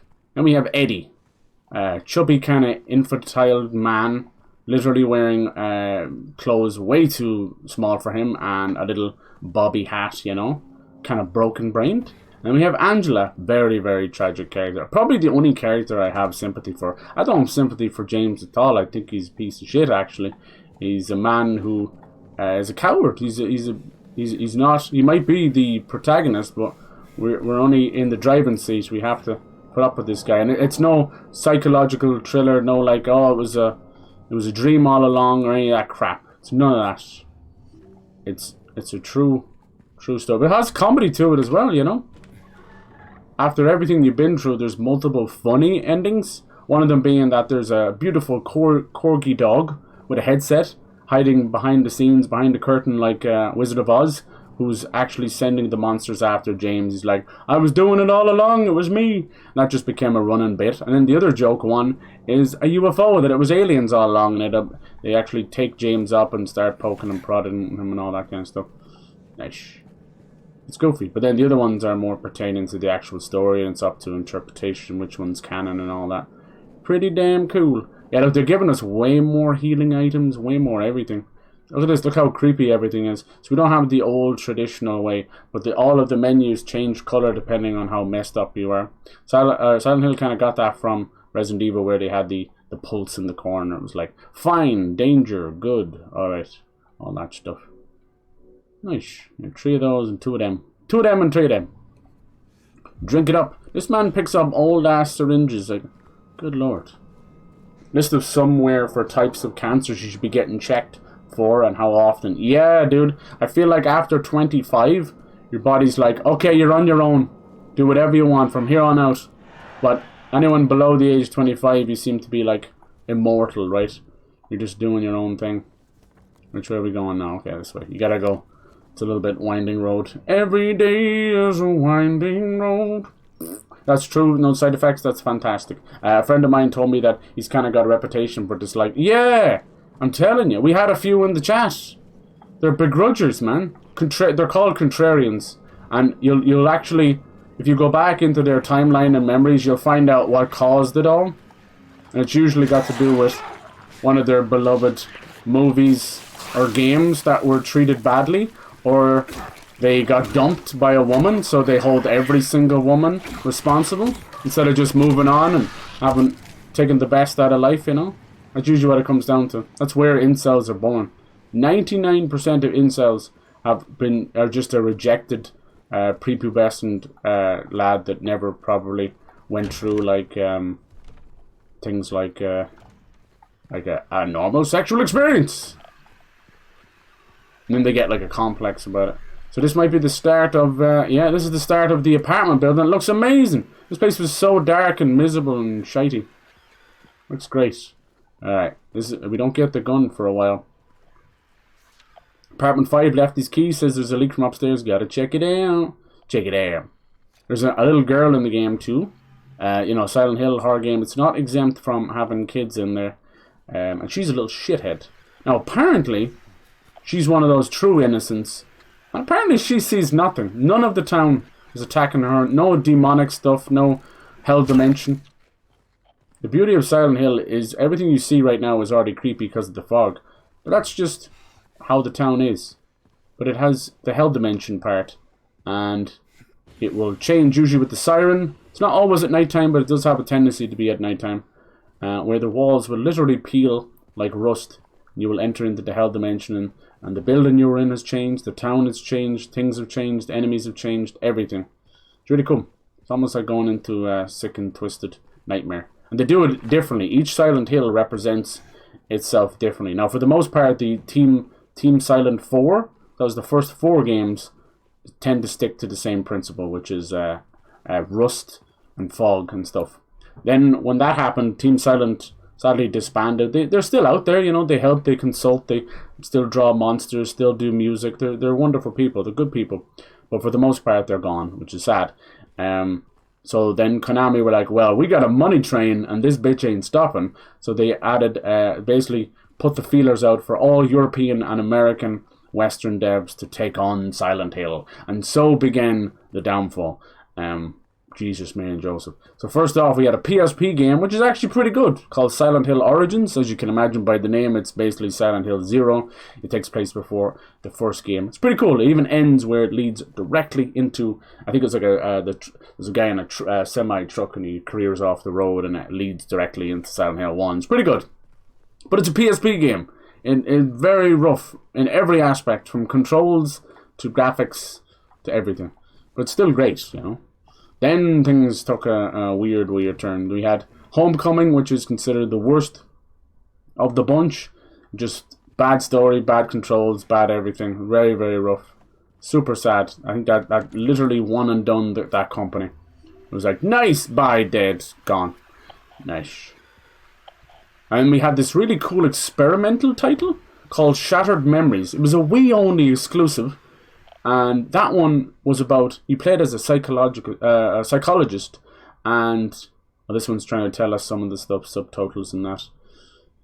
And every time you would go into the hell dimension, everything would freeze over. So it's a very iconic shot of this girl on a swing, just swinging away and creepy, and then it freezes midair, and you get the ice dripping off it and stuff. Really cool idea. Another one. Each one is an examination of the evil within man, you know. You play as ladies sometimes as well, you know. But yeah, that's so. Even this, I always bring up how most psychologists are more fucked up than you are when you're sitting in that chair, you know. Just the way it is, human nature. We all got problems, and that game is no different. But there's no combat in that game, and the whole concept is Wii remote flashlight. It's the whole thing. That's the only thing. Yeah, so it's a little bit rough. It's the definition of psychological thriller where you're not really doing anything. You're just going along watching an interactive movie, but it's still fine for what it is. Then we got one of the other games, Book of Memories. Whoo! We don't talk about that. We don't. That was another kind of PSP game, top-down, like twin-stick shooter. Oh my god, that thing's a mess. Nobody touches that at all. That was a bad idea, and very quickly realized that this is not where to bring Silent Hill. And the last one we got on the Western side of stuff was Downpour, which I think is really good and really redeemable. As time goes on, it actually gets a little bit better. You play as a... oh man, I killed him and hit me at the same time. You play as a wrongfully convicted murderer, and you're coming home on the prison bus, being transferred between prisons and all that stuff. And you career off the road and tip over the bus, and you land in a nice little jaunty place called Silent Hill. That one's really good. You got they always you didn't do it in 2, but they're always great at bringing a cop into it, like 1 and 3, more the detective, but still. And I love that side of things, you know, because no one trusts the cops, even nowadays, but even back then, and it's really cool. Nice. Yeah, this place used to be a dark hell. You had to jump between buildings and everything. Nice. You got the apartment key. Oh my goodness. Nice. Into number 5 we go. So yeah, it's a pretty weird history, for sure. And all this time, you know, we had the rise and then fall and then rise again of Resident Evil. And then these games were all inspired by a little horror movie and then a game called Sweet Home. And not Home Sweet Home, that little Korean horror that came out a couple of years ago. I'm talking about like 1994 type shit, you know. Long time ago, fucking 30 years ago. Really, really special, you know. Really cool. And then we had like Alone in the Dark. We had Rule of Rose, really, really cool. Used to bring like dogs into as our companions and stuff, you know. And there was the Haunted Grounds. I think I said Alone in the Dark. Clock Tower. Then you had like Dino Crisis. Obviously all the Resident Evil stuff. Like I'm talking about probably about 20 different licenses. And then as time goes on, you know, especially in the last 10 years or so, we've had like literally every 10th indie game that comes out is some form of a Resident Evil or, you know, survival horror game. That's pretty cool. It's pretty cool. It's a great genre, you know. I know it's not for everybody, but to me, it's one of my favorite because it encapsulates everything I like, which is a good bit of shooty bang bang, gore, body shock horror, spooky shit. Can we kick that down? No, he wants to go through the window because that's James for us. That kind of stuff. And these are great human examinations, you know. When you look at Resident Evil and you're like kicking boulders and all that stuff, you're like, this is a good old time. This is some popcorn and Coca-Cola good time, you know. And that's about it, you know. You don't read too much in it. It's got a little bit of a wider lower, but who really cares? The T virus, the G virus, the TG virus, TG catter. It gets a bit ridiculous. Got a bit ridiculous. But we love it for it, you know. It's almost campy. Silent Hill on the other side is like, this is depraved humankind. Let's explore that. I'm like, oh, okay, I guess. I like that. It's not always just like, play as a villain, see what happens next. Oh, anti-hero type stuff. No. James is not an anti-hero. He's not. He's a walking, living antagonist. He's in his own hell now, but it's the hell of his own creation. No one else did this. Oh, our first of the holes. Now, people are saying this is a nod to Silent Hill 4. I don't see it that way. There's already holes all over the place. There's actual giant holes that you jump into that make no difference. Like, there's a very famous part, I don't know if they kept in the game, where James reaches into a non-flush toilet, never bothers to flush it, to grab a key. And he goes like elbow deep in that bitch, never washes his hand afterwards, carries on normally. The moment is so gross that in Silent Hill 3, the literal next game, these games used to come out every year, every 2 years, they mention it. Heather goes, who the hell would stick their hand in a toilet bowl? That's disgusting. And I'll tell you, like, that was a meme on a meme that had made itself. Nowadays, it's like, you know, your 15 seconds of fame, which is your meme. Gross. Gross. Nice. This Indiana Jones, you get your hand chopped off. But they're really cool. I don't want to big them up too much, you know. Nice little jukebox button. Because, you know, there's no such thing as, like, as anything that's perfect. These old games, like, they control like ass and they kind of look like ass, but there's something about that PS1, PS2 that looks kind of cool. And, yeah. They are great psychological studies, though. I like that. Each of them in their own little way. Ew! Stinky, stinky. Careful. Will they do the baby? I think the gun was in the baby pram, if I remember. They like a lot of that. They're kind of not really like visual gags, but like just the irony of it. But they're really good. I do suggest people, especially with these remakes, like Resident Evil 2 remake, Resident Evil 4, super playable. This as well. Like I can't not tell people to play these. They're so worth it. Now I know this is PC and PS5, and so it's shite Sony doing the thing again, but definitely worth a play. I love that music. You know me, man. I won't heal for nothing. Can't make me. Can't make me. And then, yeah, the monster design is... I've always been fascinated by monster design. I will watch a lot of what people consider crappy movies or B-tier horror movies, mainly for horror design. Like puppetry, practical effects. That's some of my favorite things. Even as goofy as just throwing a bit of pig's blood on a girl. Or a dude or whatever. Well, careful, careful. Nice. This is cool. I'm seeing this from new lens because it's all tank controls and fixed camera angles, so everything's a little bit different. I dig it. But for anyone playing this to probably run through it. I will do like a hard mode one as well. I'm going to play this a little bit slower. I don't mind because I've waited long enough. And I've been with Bloober for a while. It just feels like a nice little payoff. I've been seeing accounts actually like apologizing, like, damn, I was wrong, damn, just because it now serves them to make more money by saying that they're right. But at least I have the balls to mention it, you know. It's worse when people just delete tweets and pretend nothing happened.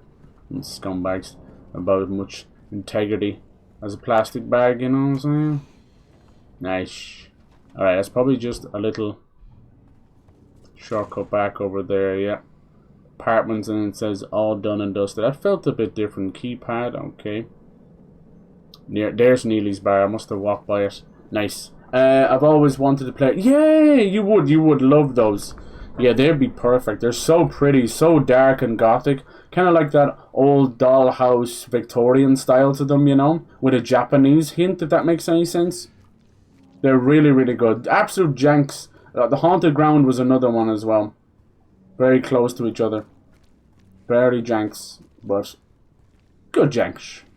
Playing D&D Friday. Oh, nice. You getting into that now? Lovely, lovely. That'll be fun. You're very imaginative. You'll come up with some funny things. Some goofy names. Some fart jokes. Hell yes. My goblin character Scrim. I'm excited to roleplay some silly. Yeah, why not? Hell yes.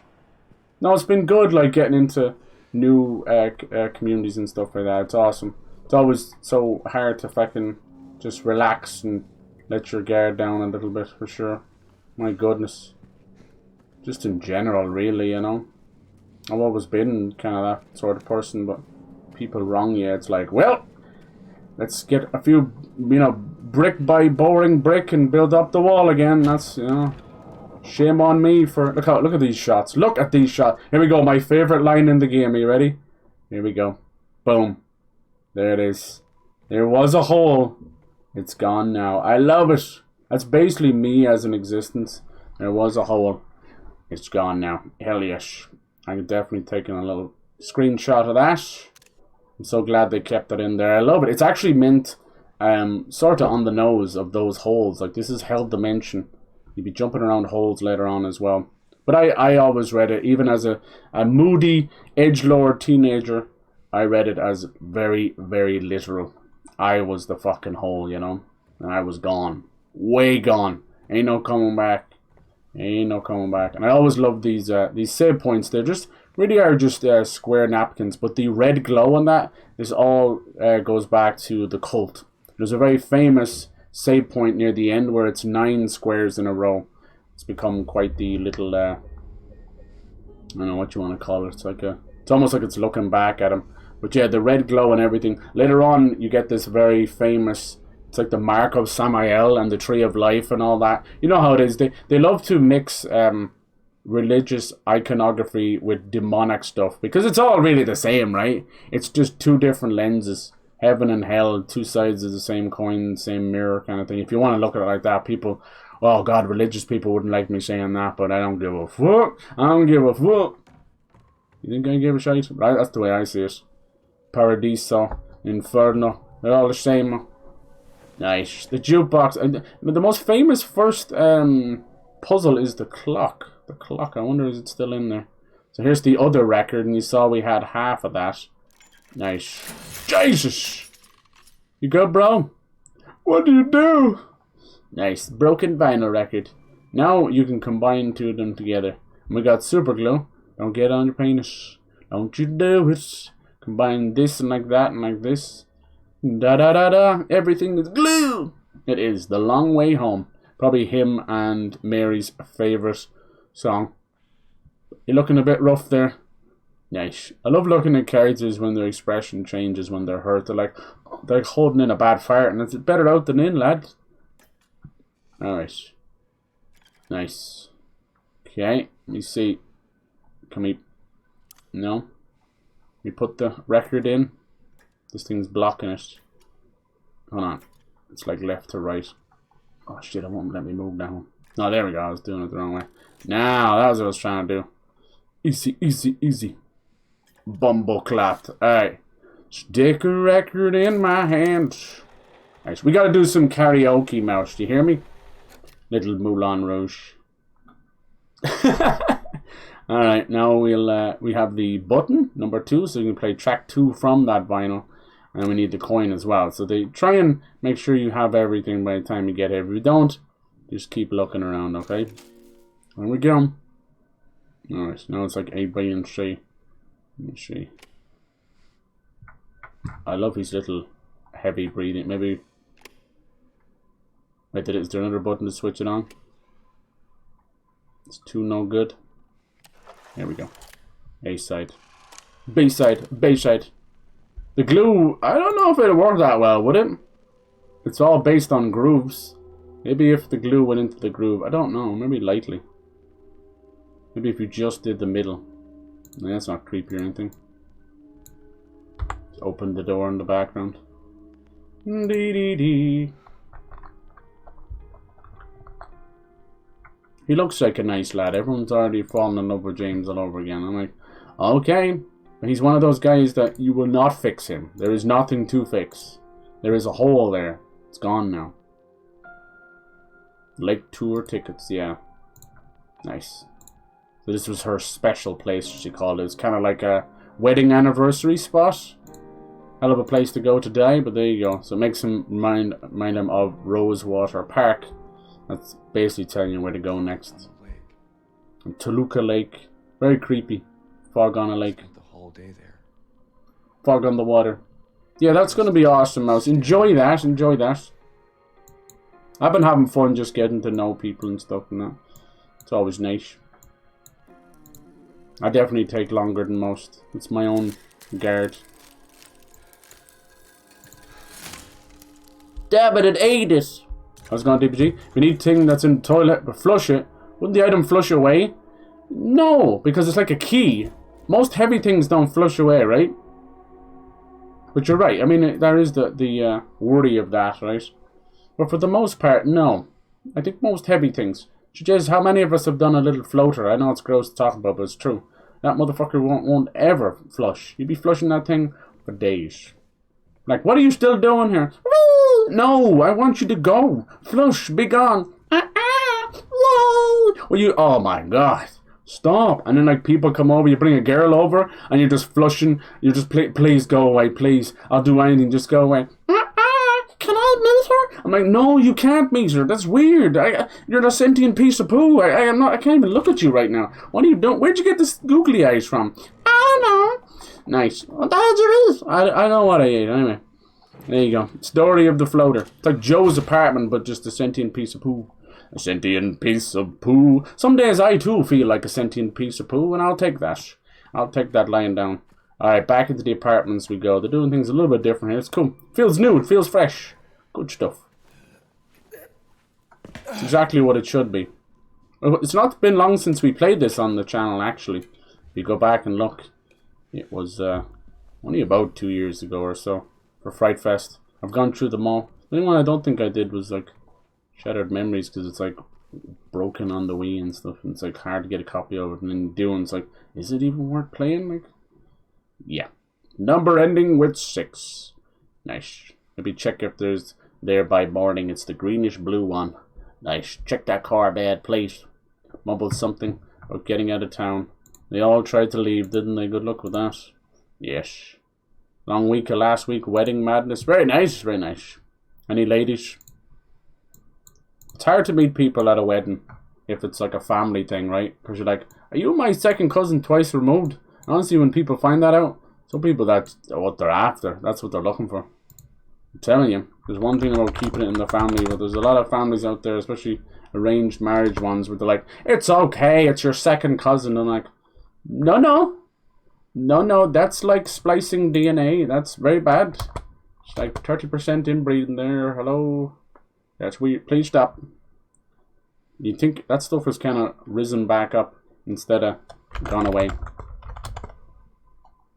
Jesus Christ. Welcome to the family, son. Oh, look at that. You can actually see him write down on it. That's pretty cool. Nice. We live in a world where families are so brain broken with societal ways, where arranged marriages and that they're like, alright, I guess you're 14 now, get married. Like, what the fuck? Or it's your third cousin and we're going to arrange the marriage with them because you can't find your own. Things like that, like, twisted. Those kind of parents need a massive clobbering on the head, you know? Just because your twisted parents did it and your parents before that, there's certain traditions that need to die. And I mean now. I mean, like, let's change the Middle Eastern way of thinking about life and women and relationships because it is broken. You're using religious dogma that's thousands of years old that was never meant to actually work like that. It was meant to be like guidelines, man. They're just guidelines. And you live and die by them. You're fools. Broken. Brain broken. Nice. I'm gonna call you out right here now. I don't give a shit. You know how my thoughts on that. Same with politics. Brain broken people. Literally schoolyard insults about their looks and things like that, and their where they grew up and stuff. Like, hello, there's people dying in Florida. Stop worrying about Kamala Harris's fucking racial background, you sick, twisted orange man, you know? Christ! If I could just, you know what I mean? If I could, like, put a thumb and squish the fly on the desk, but have it affect someone in real life like voodoo, it would be that man. I've never seen somebody destroy 100 years of American, you know, forward thinking in what appears to be about 4 years. It's almost impressive if it wasn't so detrimental, you know, that kind of way. You'd almost look at it and go, well, jeez, it's impressive how much you've returned civilization backwards. Good lad, well done. No one sees it because they listen. They're so scared and so brainwashed. Fear. Fear is not just the mind killer, my friends. Fear is the common sense killer. Fear is the great... That's where we get mob mentality. That's where we get people doing stupid shit en masse. Because of fear. Yeah, we can just chalk it up to stupidity, but these people are... You know, they were normal at one point. God damn. Here we are like a month away from possibly one of the most important elections for the entire world. Because we are right on the cusp of World War III, whether you want to believe it or not. Please, for love of God, go out and vote right. Jeez. Don't care. They're not. Both of them aren't exactly perfect, but we haven't had a good presidential election around the world ever. Really, you know, they're all corrupt in their own ways. You have to now choose the lesser of two evils. Luckily, this one's a little bit easier. Good Lord. The most important thing you can do is exercise your right to vote. I've definitely gone without voting, but a lot of the times in Ireland, it's like, our president is just a dude, you know, so it doesn't really matter that much, I don't care. But some of the referendums, like, absolutely. Like, we've had a lot of big changes when it comes to human rights and female rights and that, and we've stood up. What up, dude? Oh my God, look at this. He's a maniac on the floor. Get off of me! God damn it. Mama, oh my God, that was a home run. Holy hell, that was so sick. Spit on me, daddy. What the hell? When she asked for that, you comply. You comply. Oh, that was close. You might have killed me there. Now it's just you and me. 'Cause it's you and me and all of the people, and I don't know why. She keeps vomiting on me. Nice. I've always wanted a straight jacket of my own. Don't know if I go this far. I like Shibari, but... Oh man, I'm so dead. This guy... Look at that delay on the dodge. What is this, Dark Souls?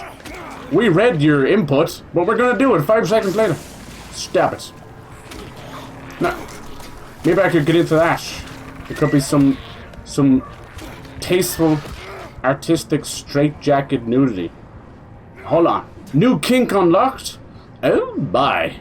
Behave, Cyber. These are inside thoughts that are on the Are they on the outside? I did not know this. I did not know. Look how dark it is. Oh, that's so cool. Cool effect. And they're going for that filmic effect. A lot of the VHS and films we see in the game have this kind of, you know, almost like busted, worn, dusty, cigarette burnt, that kind of stuff. And the reason they do that is to obfuscate from the truth. And it's really because James is hiding it from himself. And thus hiding it from the player. Ah, yes. Nothing like a worn down... Did he pick up the key? Is there another one coming? Oh, Lord jeez. Nothing like... I think you were supposed to run here. But I ain't no bitch. I'm sorry. You know, I see all the bitches out there. There's dudes with more bitch in their blood than actual bitches. I ain't no bitch. Mama didn't raise no fool, and she most certainly didn't raise a bitch. The Irish... There's no way for the Irish to have bitch in their blood, sadly. We have Guinness. We have Guinness in our blood. But no bitch. Sadly, no. Hello! Silent Hill is pissed at us. Now we have to run back to, I think, the giant, big white wall with the writing on it. I don't think he's going to tell us. Keypad, I don't know about that one. Nice. What did I miss? Went to Apple Store today. Don't read chat. And Apple Series Watch and made 30 Apple Watch faces. Oh my god, you're one of those guys, eh? You're one of those guys. You buy a smartwatch, get a text, then open your phone out of your pocket to read and reply to the text. I could see you buying one of those smart glasses as well. You are definitely one of the sheeple. You will buy that new tech thing just to have it. I have no use for it. Like 3 texts coming in all from your mom, you know. It's like, what the flip, man? What the flip? Top Gun Maverick, yeah. You did name yourself Maverick, didn't you? You got into Top Gun with Maverick, didn't you? And then you went back and watched Top Gun. I think you were old enough to be around when Top Gun was big. But you kind of just get into it. You definitely watch that movie, it becomes your new obsession. And then move on. Like, damn, that's most of the modern... This is what I was saying about the modern youth. My youth! It's the featherweight fan shit. There's no loyalty, there's no appreciation or respect, it is only obsession! Obsession! I don't blame them, man. When you live in a world where you're force-fed that stuff. Damn, where are we going? Where are we going? Jukebox. Let it all go. This place is hyped. They did such a good job here, like... This is probably meant to be the nighttime part, you know? Nice. The original Top Gun isn't all that amazing. Ooh. I'll tell you one thing, you're not wrong. I think it's one of his weaker movies. People be sleeping on his other stuff. I'm a big fan of Cocktail. I don't know why, I just love Cocktail. Leave me alone. It's really dark and messed up and shit, where the hell do we go here? We got the, what was it, Woodsbury apartment? Son of a bitch, it's so nerve-wracking with all that going on in the background. Here we go. Yeah, the Woodside Apartments. Yeah. What about... That's kind of cool. I love that. Who would tape that? That would never work. Tape onto a mechanical thing. Some strong tape. And then Days of Thunder and Risky Business. Like, come on. Even Rain Man, if you like that. He's a dick in Rain Man, though. I don't like him in Rain Man. He's horrible. The whole way through, you're supposed to be like, no, they're brothers now. He's going to keep him. He's going to be as if he's a possession. As if he hasn't spent the whole day treating him like a possession. Horrible. He's horrible, horrible human being. The whole thing is just trying to save his car company, right? What a piece of crap. What a piece of crap of a human. I don't know if that keypad is new, you see? Yeah, see? Nice. Oh, Jesus. I keep doing that. Hope I don't knock the stream off one day. What are you talking about? Yeah, it's just talking about the same 3 movies, remember? It's Mission Impossible, Fast and Furious, and James Bond. That's all he's got. gotta hold the conversation. It's all good. 'Tis the way. After me putting up with him for fucking 6 years now, it is the way. You meet these people in life, and these are the people that will test you. You either have patience and you put up with it, or you just completely destroy them and then move on. It is what it is. It's like a little test. It's like God sends you a fly buzzing at your ear. Are you gonna spend the whole day, Tom and Jerry style, trying to get rid of the fly, or are you just going to ignore it and move into the other room and get on with your day? Get stuff done.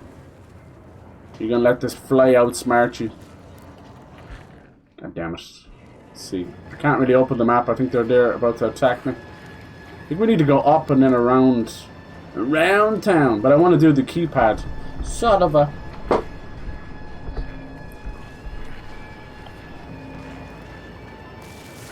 I should be up here, right? Maybe? That's what I'm thinking. God damn it. Everything but the wrong... No, I went the wrong way. Should grab a save though. Such is life. There's one thing I found on the internet is that kind of stuff. People are they're there to test you. Do you know what I mean? You're gonna meet a lot of cool people, but there's gonna be people that are gonna test you. Either it's just incompatibility with different people's personalities, or they're just general brain rot. Brain rot. A rotted brain. You know, if you had a rotted limb, a gangrenous limb, you chop it off to try and save the whole thing. Can't really do that with the brain. Oh yeah, this is why I can't come this way. Need to go that way. You go choosing a happy burger. Happy burger. There's the Woodside Apartments. Just going on there. Okay. That's some noise. Holy hell. Thank you, mouse. I think if they're grayed out, they don't see it, right? That's what I'm hoping. You see how bad it is, right? It's everywhere now. Need to figure that out.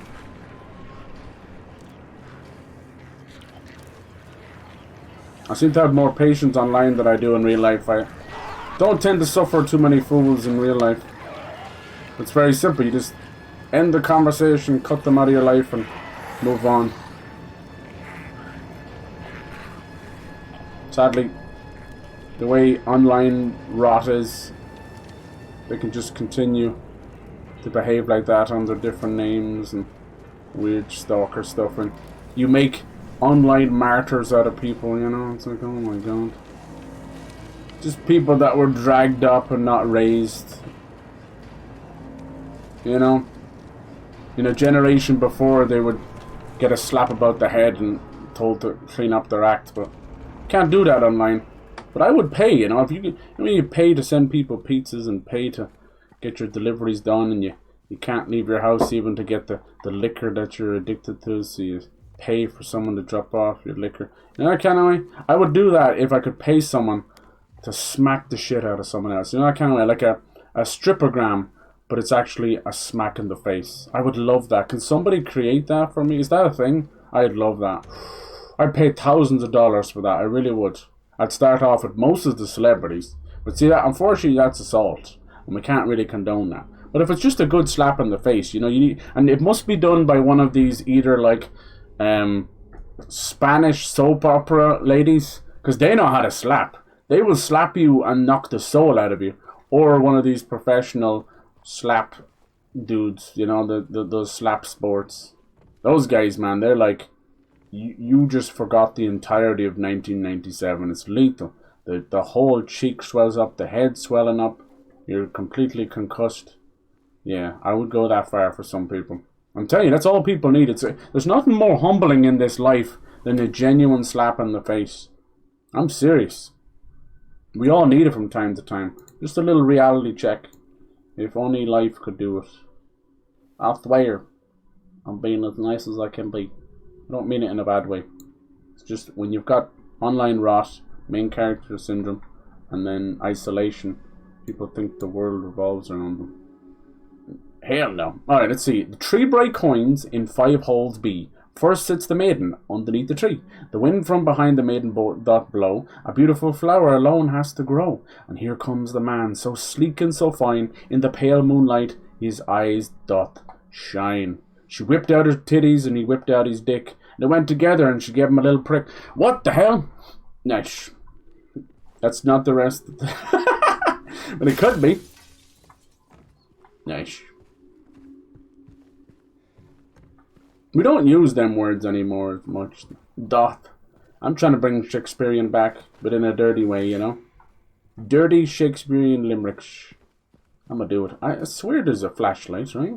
We don't get that till... Maybe that's the one in the baby pram. Just the game is probably unimaginably dark, and I apologize for that. Wasn't there somebody in here? Alright, this is the real apartments. The other one must have just been... It was a phony, a big fat phony. Yeah, life is a lovely little mystery, isn't it, huh? I definitely find everybody's on edge. Response to your complaint regarding the gunshots coming from apartment 217. Paid a visit to the tenant. Nice. I'd like Pyro and DPG to fight, you know? Like at that one of those happy punch things or whatever. It's crazy the absolute just dissolution of any former respect that KSI ever had. The little modicum of respect. He just won't shut up. That's all that's wrong with him. Get off. He's the same as Elon Musk. Get off the internet. Grown-ass men with supposed millions of dollars and lives and billions of dollars. 6th richest man in the world. Can't get offline for 5 minutes just not to be brain rotted. KSI like destroyed. It's a horrible AI generated song and auto-tuned and everything else. What did you think was going to happen? No one has ever taken an ounce of his music seriously. If you have, get your ears serrated and checked immediately. Immediately. I'm being serious. Because I've heard like I'm Poppy when she used to do music, man. That sounds better than that shit. Good lord. Hello? Hello? Anyone there? Is anyone there? Bro? Are you coming? I could be if you stop talking. It's kind of hard when you're talking all the time. Nice. Yeah, a lot goes on in this old apartment complex. It's very small. Yeah, this is the one we have to jump. Basically jump between them. We meet pretty much all of our characters here, I think. Pretty much. Maybe? No, I don't think we don't meet Maria until we get to the park. Oh, but the mannequins are here. Oh, they're messing with us. This may be the game that started my absolute horror of mannequins. This is super good. There we go. There's the flashlight. Yep. And look what it's on, right? This is another great hint. This is a great game that on your second and third playthrough, you start to see things you would never have thought. Oh, here's our mannequin. Whoa! Like an upside down mannequin. Pieces put together.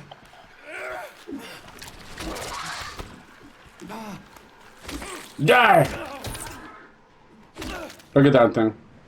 Now, the flashlight we took from here is on a very notable dress. See? These clothes. Everything else is dirty, everything else is mannequins. But you've got this lovely little dress here, you know? Very conservative dress. Who do you think wears that dress? What do you think that could possibly mean to James? These are the last clothes that Mary wore. The flashlight being on a blinding James coming in the door is a good signifier of himself hiding himself from the truth. As I said, you can go as deep as you want as these things and try and sound all feckin' amazing. Or it can just be a flashlight on a random mannequin and shut the hell up, Cyber. You know? That's what it comes down to. Have your fun, the beat is sick. Everybody wants to ride on my disco stick. But I've only got so much love to give. Please. Please. God damn it. Prime flavoured wedding cake. I'm telling you. Nice. There's a video doing the rounds. Newlywed couple having their first dance to KSI song. Oh, that hurt. I think I lost a little bit brain capacity there. That hurt. Oh my god. Stop. And yeah, Prime. Yeah, Jesus. They still haven't figured out what's going on with Prime. Like, I'm not trying to be mean. I'm not just be like, oh, hi, YouTuber product. Let's crap on it because I don't have a product. No, I don't give a crap about that. But trust me, when it comes to these things, please be careful. Right? I have no problem with these YouTubers. They're idiots. Like that one chick doing a $50 or £50 was like $70 advent calendar with nothing in it but a few bars of soap. That's stupid, you know. But that's fine, you know. Sell your shit, sell your coffee, sell whatever. Or maybe not the coffee. Sell your clothes, whatever. I don't care what they sell. But do not sell consumable products. And do not buy consumable products off of any of these streamers and YouTubers. Do you hear me? Now, most of them are just... This is the best advice I can give you. I'm trying to save your life, because we don't know what these things are. Most of them are just repurposed, rebrand, failed things like Pokemon's cookies. They literally found them in Walmart or someplace. It's the same thing. They just are piggybacking off the success of a streamer.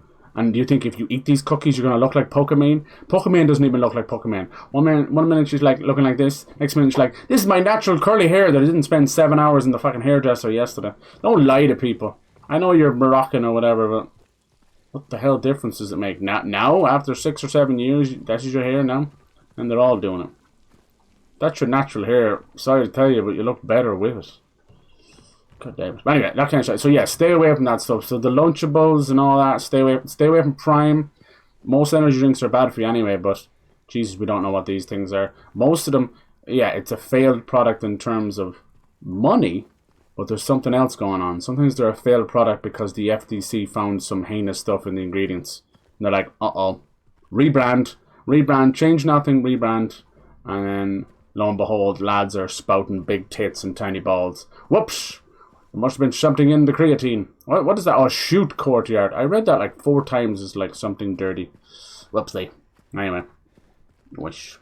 Yeah, hot garbage, yeah, in the video, yeah. So I've never seen a dude so up his own arse. And he, like, why? You know? From the king to the court or whatever. Like, what are you talking about? You've done nothing. You're kind of a half-failed boxer. You've won a few, but you're kind of failed. So stupid. It would be like Conor McGregor going around like, I'm a champion. He tries to do that. Same thing. Is there something got to do with boxing and all that that turns people into idiots? Is that what's going on? I'll tell you what it is. It's the type of stuff they're using mixed with the TFT and the creatine that makes their little brain shrink. But the ego somehow grows. It grows and grows. He's an idiot. I had a little respect for him for the boxing stuff, you know. But he just can't. Now he's like randomly attacking Dan TM, which is like weird clout stuff. What are you doing? I don't think we have anything to put in here yet, do we? No. We'll come back with stuff. You're so stupid. Attaching yourself to idiots like Logan Paul, like, good lord. Idiots. He can't stop either. He had this weird obsession with OnlyFans chick. Realized that, lo and behold, you know, the modern dating game is changed. People may have 100 body count.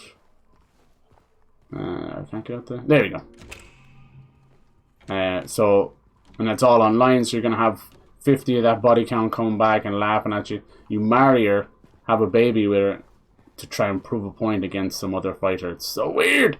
And the moment your baby's born, you're wrestling online with a streamer or whatever. I don't know who's fighting with Tommy Innit or whatever. Another one of those dumb Minecraft children that weirdly are now mid-20s but will always look 12-year-old. Do you remember what I said about that isolation during puberty means they don't really have a proper puberty, so they're like infantilizing themselves? Weird. I told you, the new 18 is 27. I don't mean that like orange is the new black. I mean mentally. There's something wrong. It's like chronic online. So people are not actually growing up properly. It's so weird. It's like online Peter Pan syndrome or something. And then of course they then get into weird grooming and stuff. Like nearly 99%. Now there's a generalization, but give it time. Give it time. There's one beautiful thing with these weirdos is they will always prove themselves to be weirdos. Just takes a bit of time. Garth Brooks and now Bret Michaels is coming. I'm like, hello, he was always a chauvinist pig. The dude was married and then doing dating shows, but who cares? It was like, you know, it was dumbass entertainment at the time. Most rock stars all have a checkered past with groupies. That was the whole thing. Nice. What happened to his paper? I love that it's still readable after all that good old coffee stain. Locaine siblings murdered. Perpetrator commits suicide in custody. There he is, Walter Sullivan. So that's the serial killer. And he, because he's such a twisted, like there's certain parts of Silent Hill that suck you in, but like most demonic stuff, it feeds off true evil. And Walter Sullivan is true evil. So he's kind of more the main evil in Silent Hill 4, The Room. But he shows up a little bit here. Pretty nasty individual, little serial killer, really depraved mother trucker. Whoo! He has no problem. He's messing around with body parts.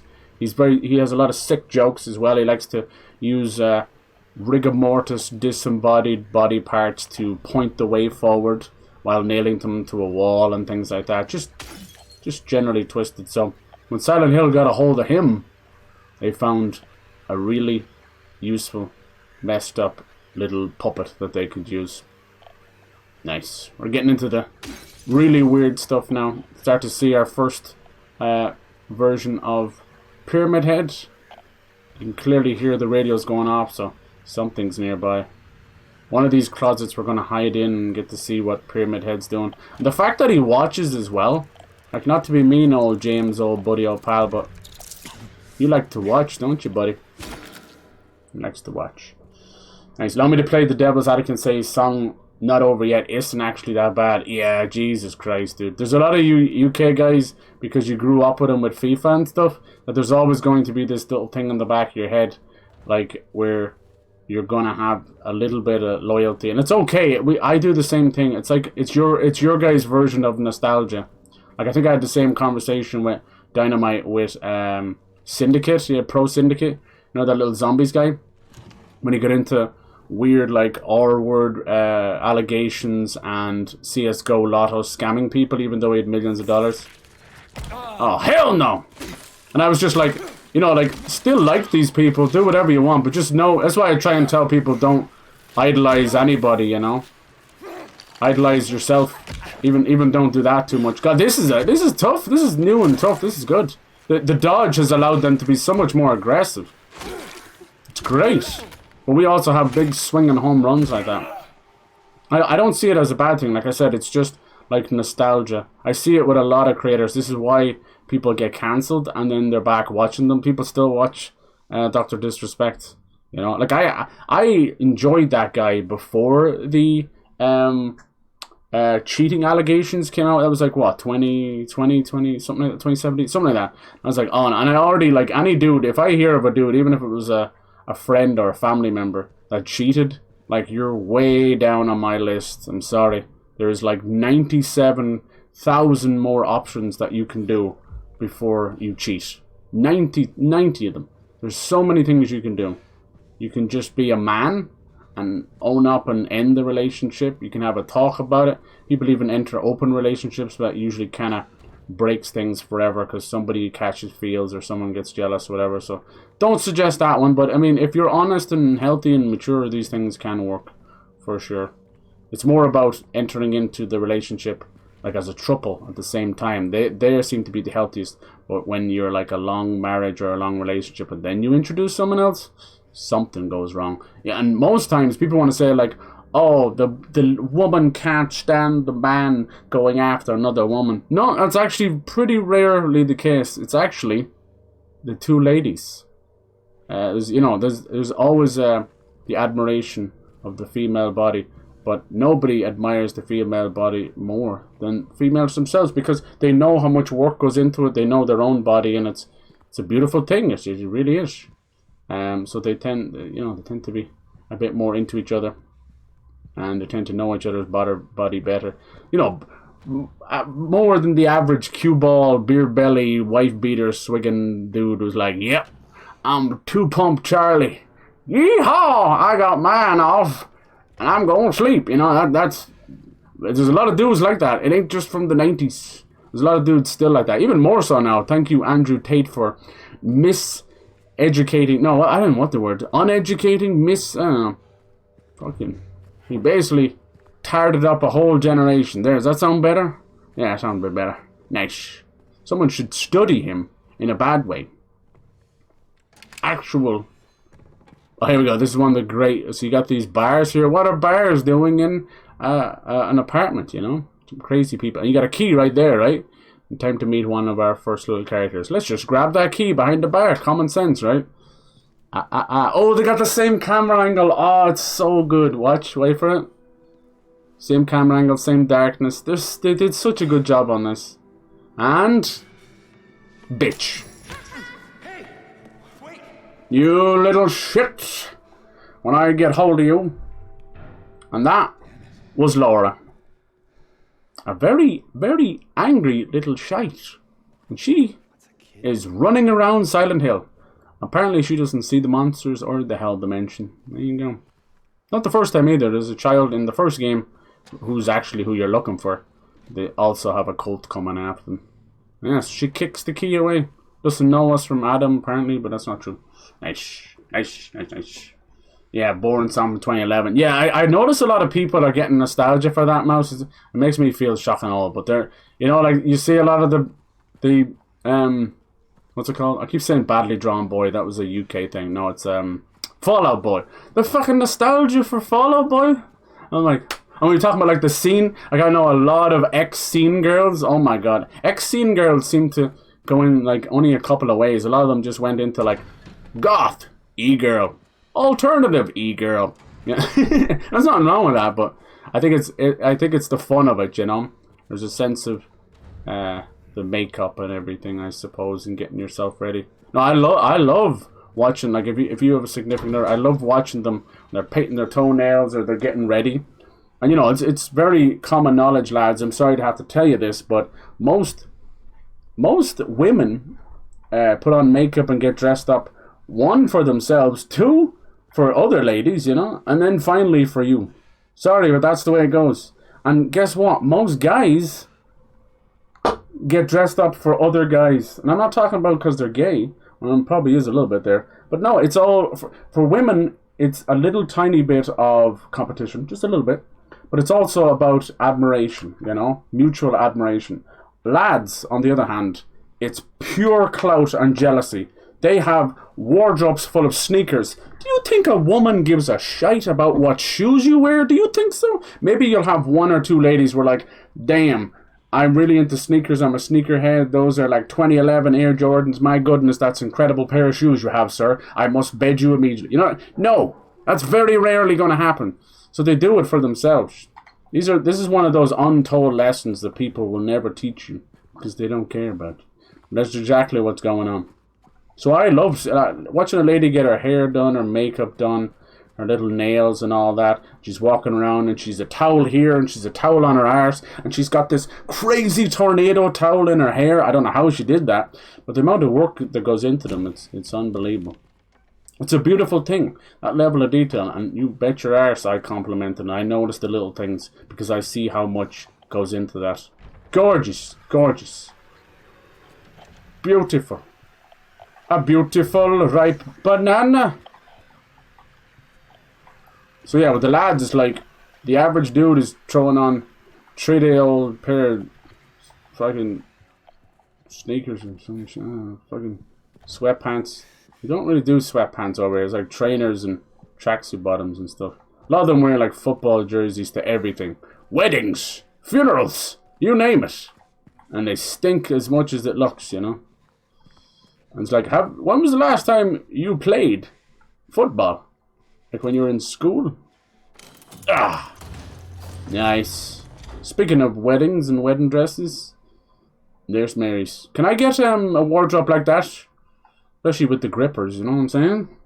Just saying. Nice. Little brash. A tomato and apple. Golden apple, okay. Looked a bit brash. Brash. Now I wonder where that would be for. Look at all this stuff. This is such a good job on this. Grew up watching KSI. Yeah, exactly. No, I'm not. I swear I'm not giving you crap about it. Everyone has that. Same with PewDiePie and Jacksepticeye and all them. They probably can't stand them now. It's just you're growing up with taste and that. No, I remember those days. It was actually really cool, you know? With FIFA. And then it got weird. It got FIFA strip stuff and they were pretending it was their sister and all this weird stuff. I'll always hate that whole meme system and so weird. Because you know there's degenerates that are like, it's a meme, we don't actually go after stepbrothers and stepsisters. And they're like, no, they're broken in the head. That's exactly what they're doing. It's weird. There's depravity in it. We all just call it brain rot. They're depraved. This is the other side. There's a key. And this should also bring in our friend, right? He shouldn't be too far away. This scraping. Come here, mister. Might be in here, actually. Hello? I really should heal. Piano man. Do. Yes. It's not even that song, guys. It's not even that song. Don't blame me. Yeah, that's what I say. I like. I'm a little observer instead of a participator, so I do notice the little things. It matters when she gets her hair done or her nails done. Care about it. Takes half a second. But don't do it because she asked, and don't do it because she put it in front of you. Stay spontaneous. Don't just do the anniversaries and birthdays and make sure and surprise them. It's so simple. It means the world to them. Once that stuff kind of wears off, you fall into that 40-year-old, like, half-dead couple. Like, oh, I remember. Normal people don't desperately want approval, so you're not going to see them. Right, you're right. You hope so, but you'd be surprised, dude. You'd be surprised. People admit stuff. One of the best collectibles. How's it going, Bernie? Hello. Generalizations, though, and just the ones you see in TikTok as a generation. Yeah, exactly. I do speak in a lot of generalizations, which is a bad thing to do. I try and preface it by saying that, and I forget sometimes. Just those kind of wide statements are harmful.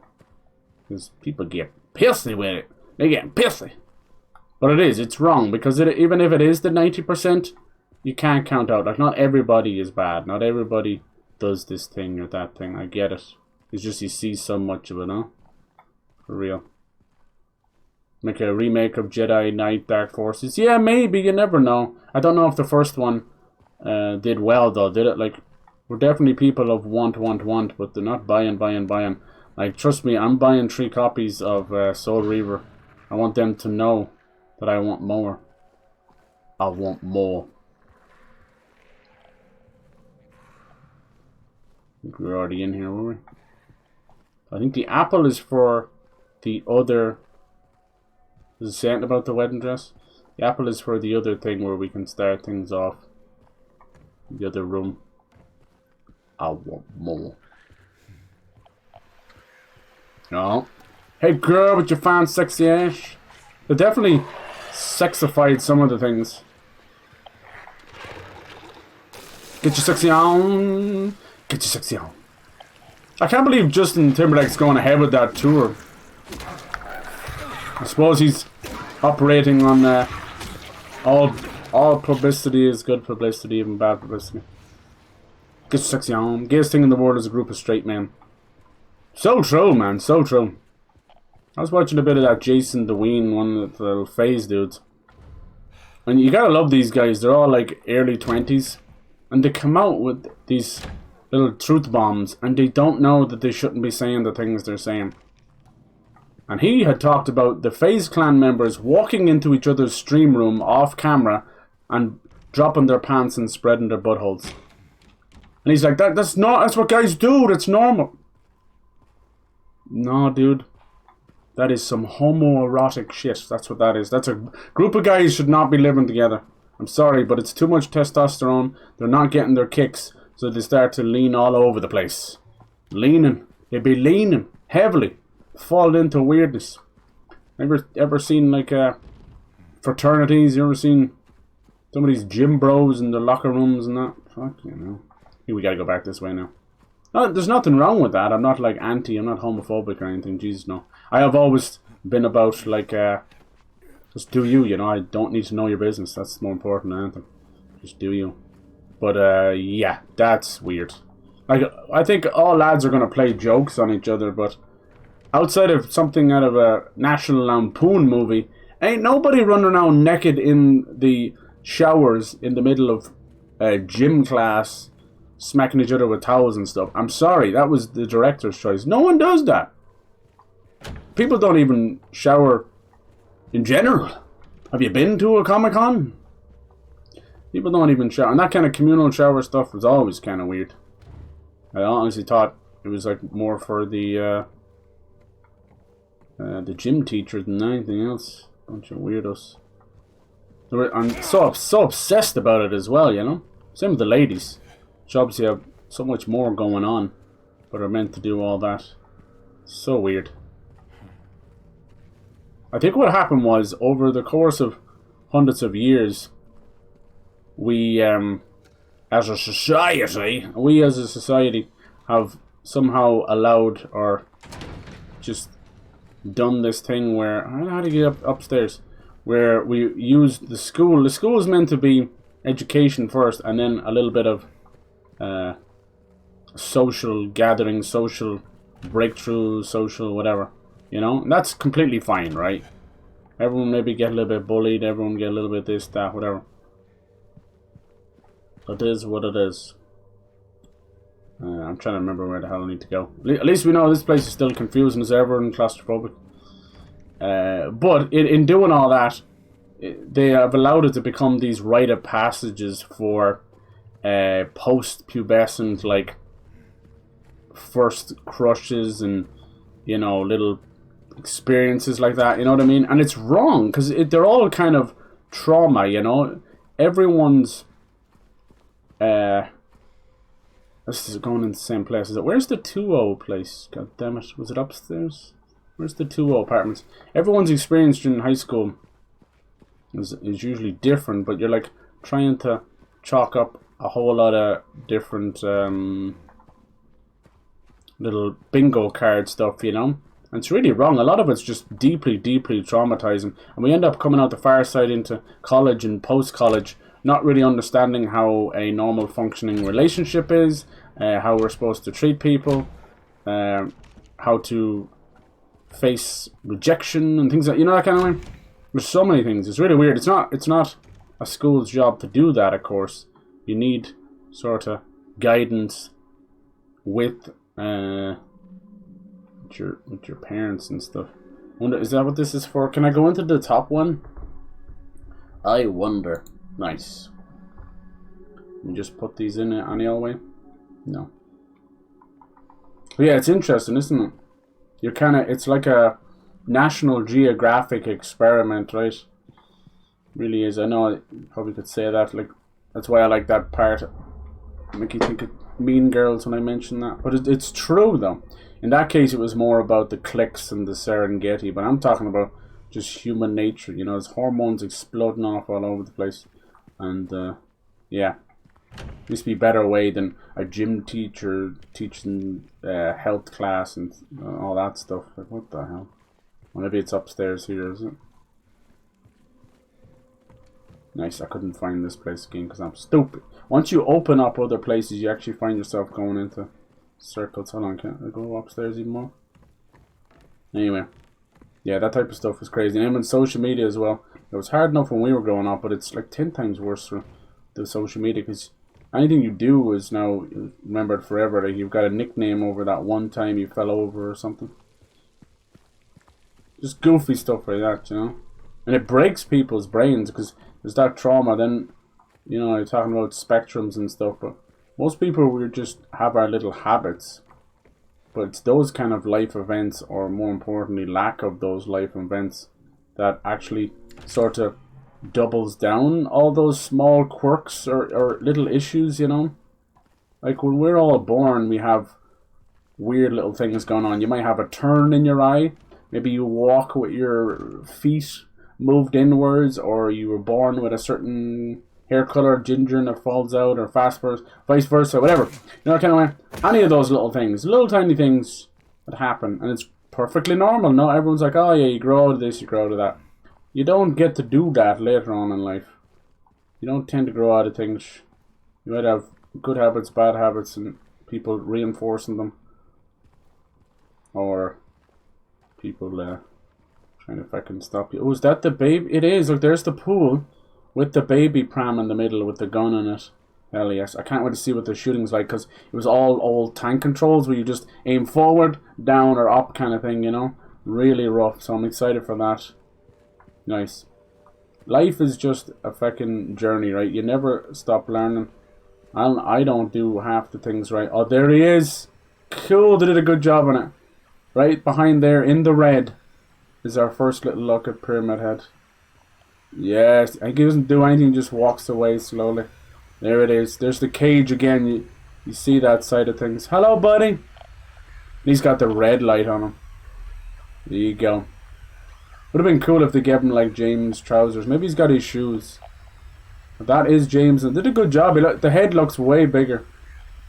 One of those impossible shapes, you know what I mean? Because they call him Pyramid Head, but I think he's actually his own little shape. Because it's like a helmet and it ends at the bottom.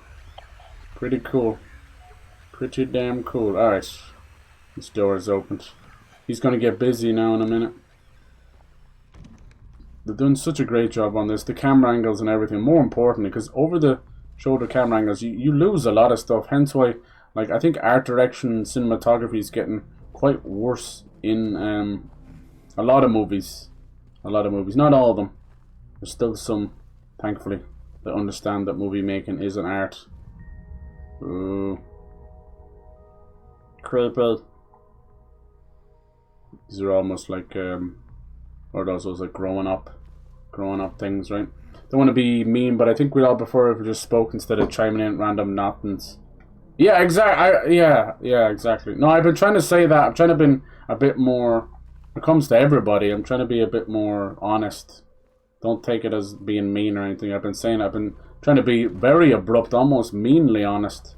We would much prefer a conversation. It's okay, some of this stuff is fine, sure. I already bring it up anyway, we talk about gaming news. But just kind of reiterating it and regurgitating it, it's vomit, it smells after a while, you know. It's the same with like DPG, we all give them light bit of rousing. We're just trying to, or ribbing, we're just trying to help you out of your bad habits. And a bad habit is having 3 obsessive things to talk about all the time. There's more to life. Let's have a conversation. That's what I think has gone on as well. Like, I think people don't know how to have a conversation. It's a scary concept. And it already was bad, and I think COVID has just been like... You can blame COVID for everything, but it has regressed society. It has. There's no being nice about it and 2 ways about it. I think a lot of this apartment building as well, probably like old little memories.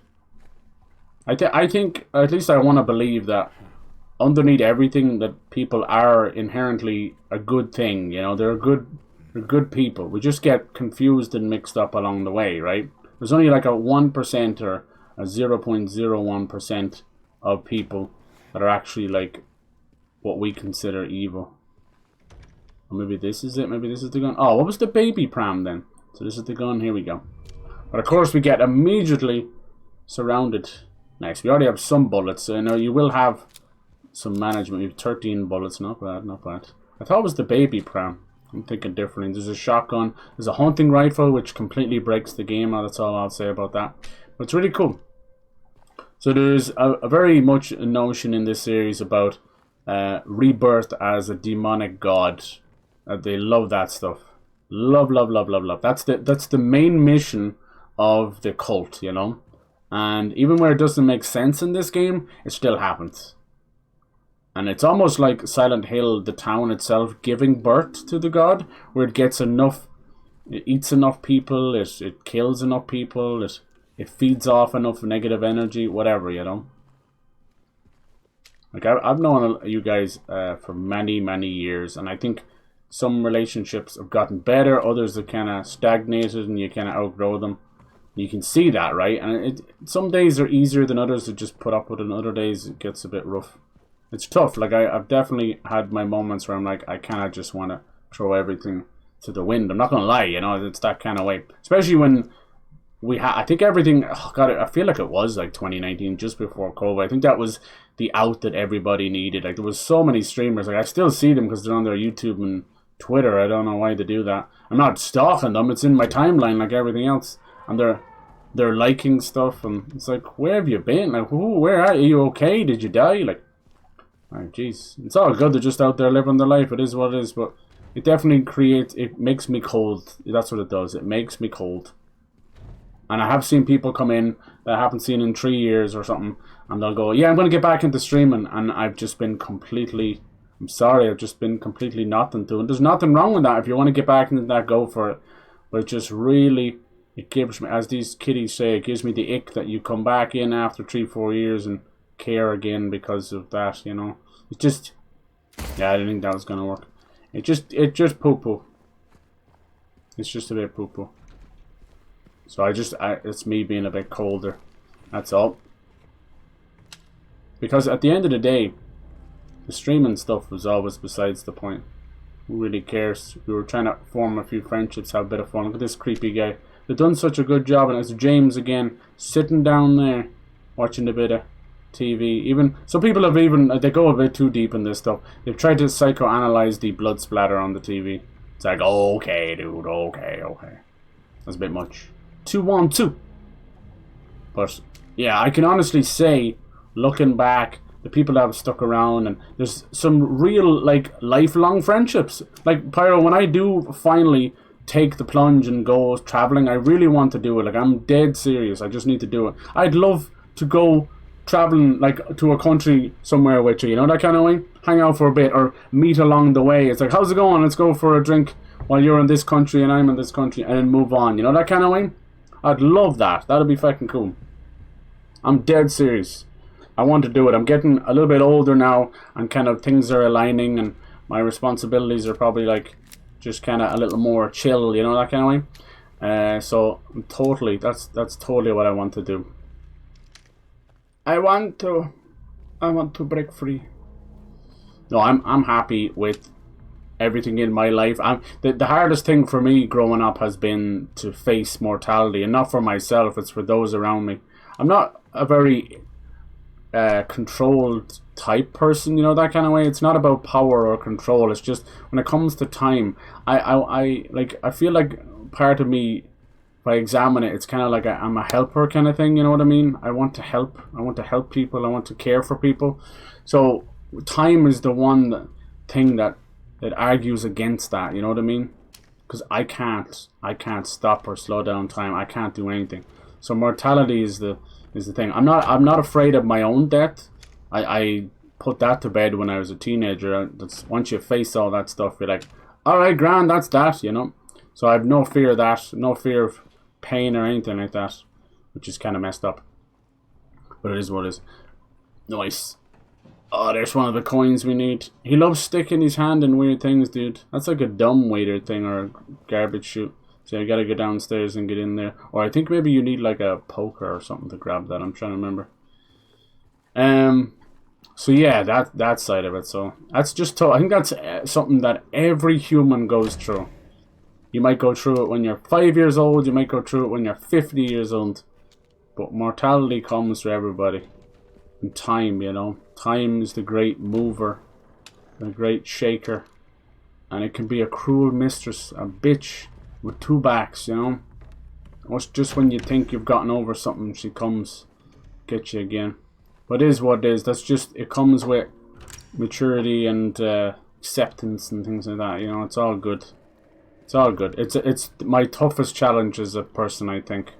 Like I've been through a lot of adult challenges as a teenager, and probably shouldn't have come out the fireside, but I did. So I tend to just be like, okay. So what that does is it desensitizes you to 90% of shocking things that can happen in your life. And it's not more of like, oh, woe is me, this always happens to me. I hate that. Pessimism, Eeyore stuff, I hate that type of stuff. That's a horrible outlook on life, and you'll never enjoy a moment of life if you continue down that. It's a very tough mentality to break.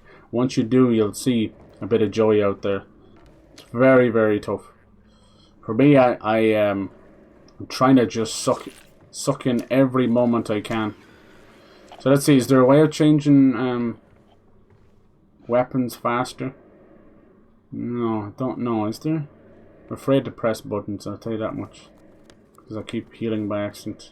Square seems to be that. Is there any way of switching to melee? Maybe if I just do R1? No, R2? I don't want to shoot by accident.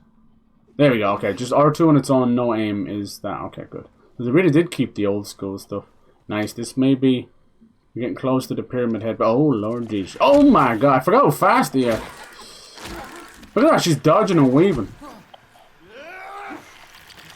So yeah, I lose faith with humanity because I see... Because these horrible websites make you do that. They have horrible algorithms. They force feed you negativity, so it's very hard to get away from that. But I want to believe, even in a naive sense, that there is... Everyone starts out good, you hope, besides a few small people, so... Hey, where'd the flashlight go? I must have done that thing where you accidentally beep the horn in GTA. Nice. Nice. Careers, humble beginnings. Maybe when he was a writer. Nice. Yeah, look at that. You barely come out of any... I'm only on normal as well. Barely come out of anything without almost being dead. Nice. Bullets in the fridge, why not? Watch out behind you. They are mannequins. They do like to stop and stare and do that kind of stuff. Stop and stare. The travel bug is spreading. Oh, dude. Oh, I feel like it's been something deep within... Look at the little cane there. Deep within me since I was a kid. It's that small town living stuff. I've been secretly trying to like learn little bits of language here, and I keep dropping it. I'm so bad, but I haven't tried something like Duolingo, and I might, you know. And you know me, I hate apps in general, but some of those you need to learn. You need those type of apps. Look at this one as well. There's a few gags like that. There's one gag where I think you can literally fall off and die later on. It's a door to nothingness.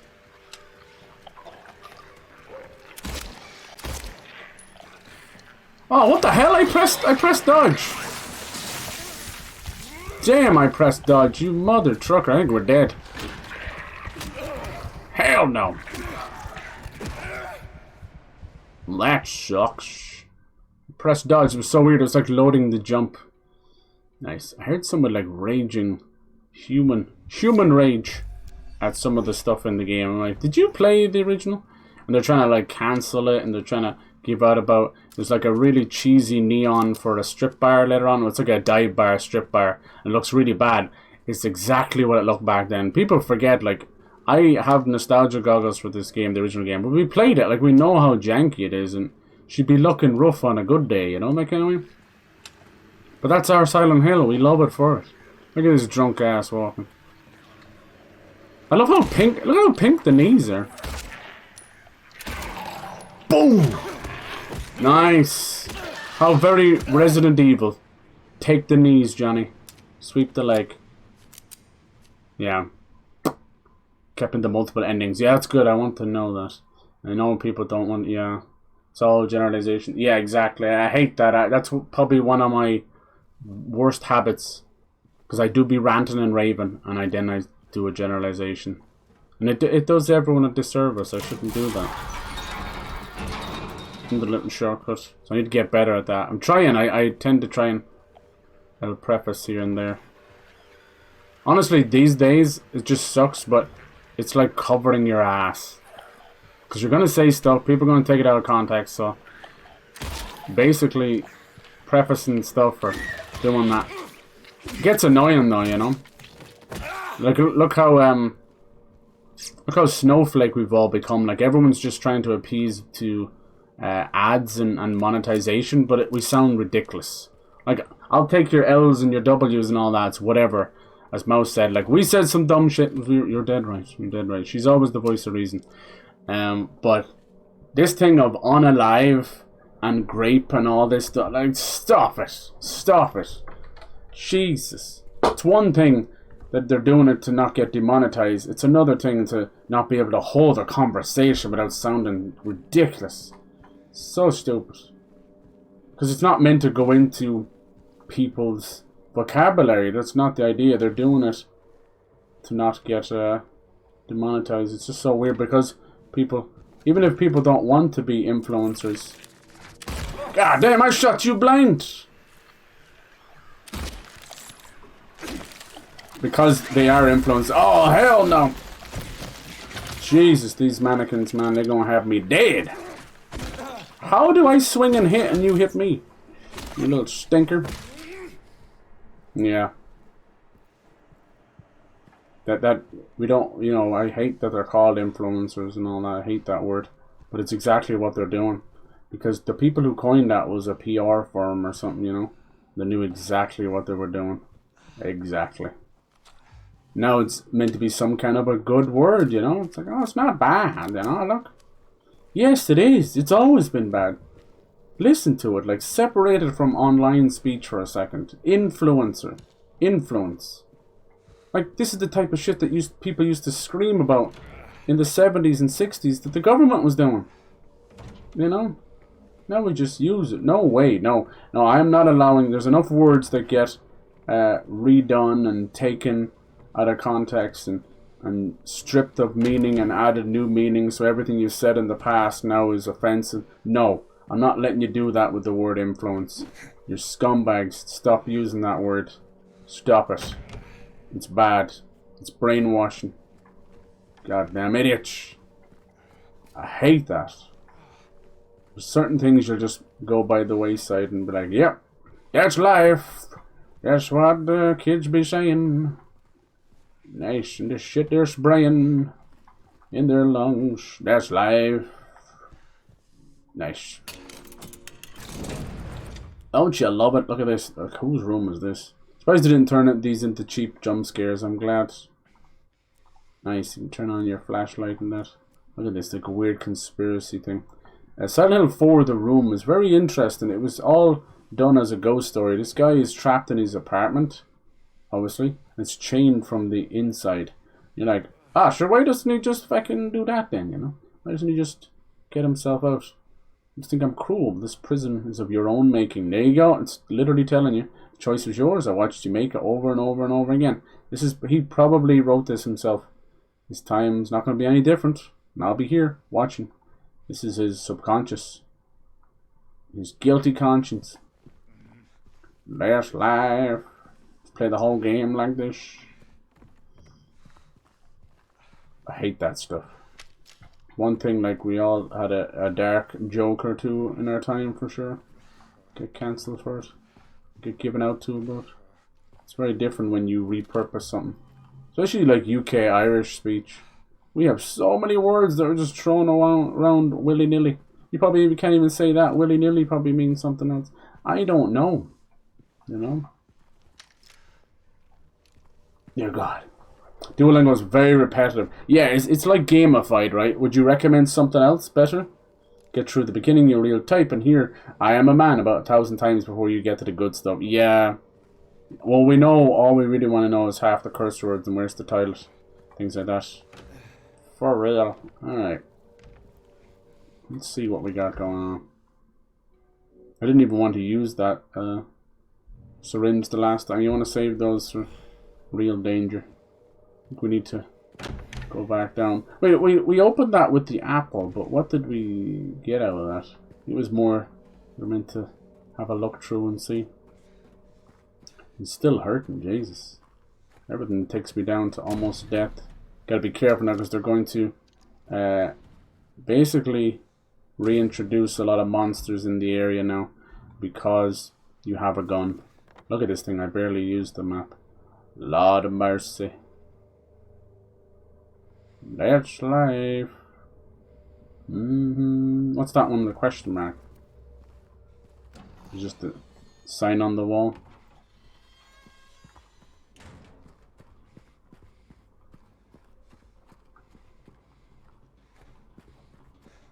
Would this meant to be this thing? The garbage chute. Yeah. These are not used until the problem is solved. Right. So if I remember correctly, this is where we're going to get that coin out of here. See? We have to, like, remove this here. I can't remember. Was it something you have to poke it with or something? Push it down. What the hell was it? As if you could just shoot it and it would all fall through, but I don't think so. Try. Ew, some of that green stuff came out of it. No, I don't think that's it. Right? I think you need, there's like you go on another floor, and you gotta like push it down or poke it down or something. Or release it.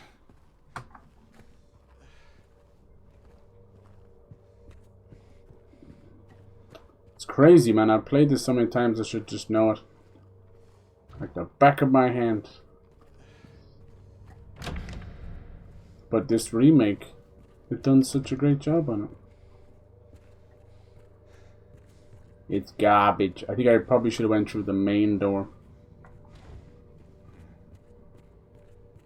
Most of the things we've found pretty well anyway, you know, like getting the golden apple and putting it there.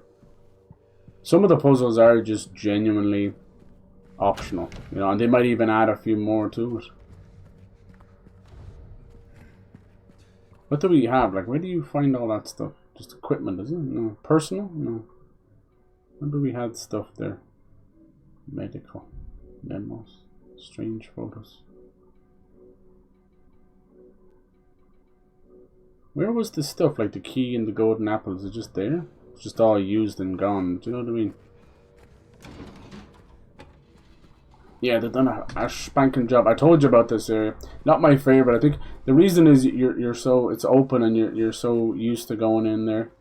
But I don't know if there's anybody who can just fly around and bing bang bosh. I can't go that way either. Big bang bosh. Gotta get in there somehow.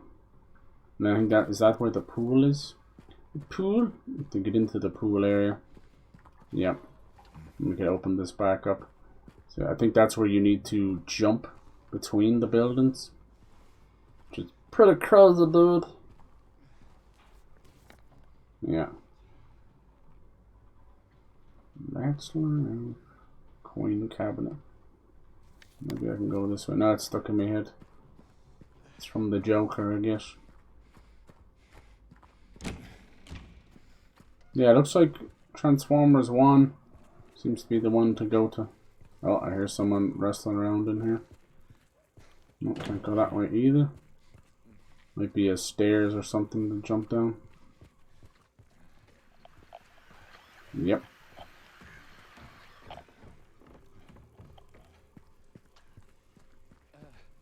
There's always a dead end. I think I even do this in the original too, where I go up and down.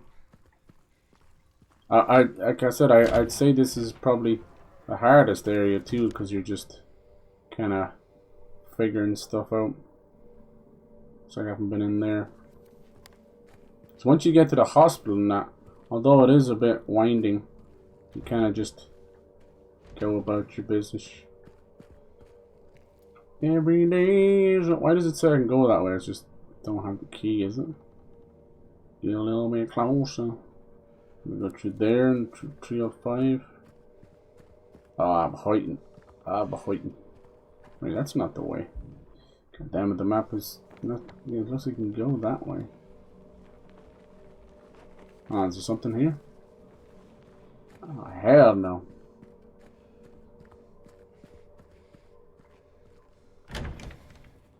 That's just the same garbage chute. Is there something to shove down here? What the hell was it? I think it's from the middle, and then you were like... I could have sworn it was like a little iron stick or a poker or something. That's that.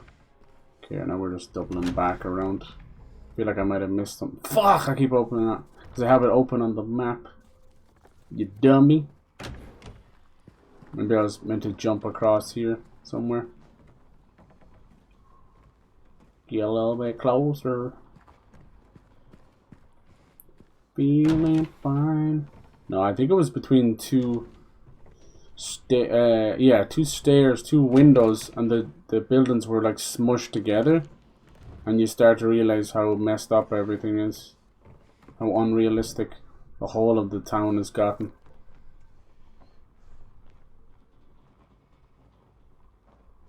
Yeah. Now what's this? Wardrobe. So I've already done this, but why did I miss there? Oh Christ. Probably missed a little pickup somewhere. You know, any of these dead bodies? Yeah, some dead bodies. They don't drop crap.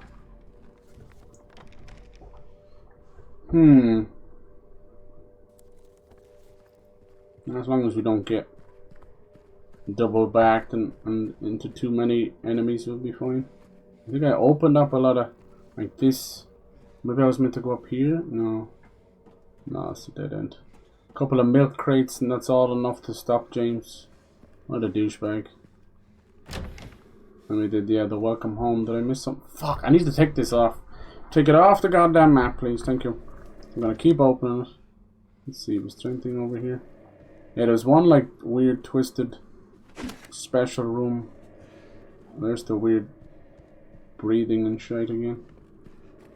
Was there something in here? Maybe did I go through here? Careful. Someone's pissed. I can't go through there. Looks like this ladder can be mended. Is that where the pool is? No, the pool is through there. It's kind of where we're meant to be going though. Is it in here?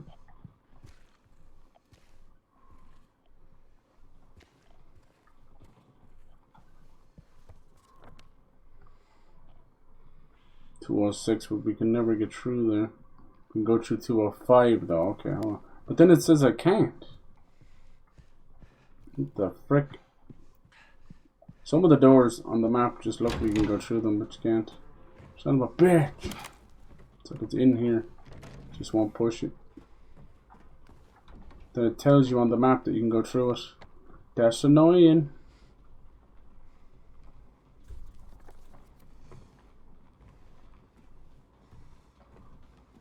I feel like that's where what I'm missing.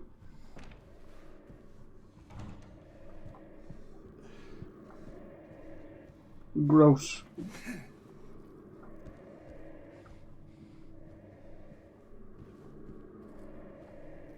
I sworn there was something got to do with these closets. Is he out here?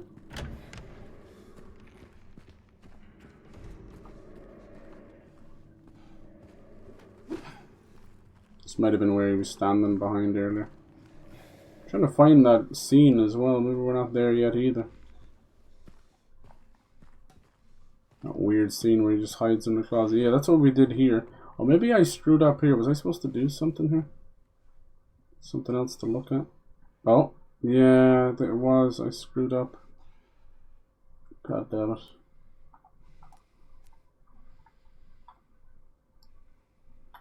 Was it?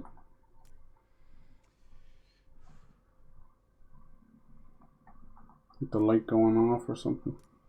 What the hell was it? Give us like a combination or something.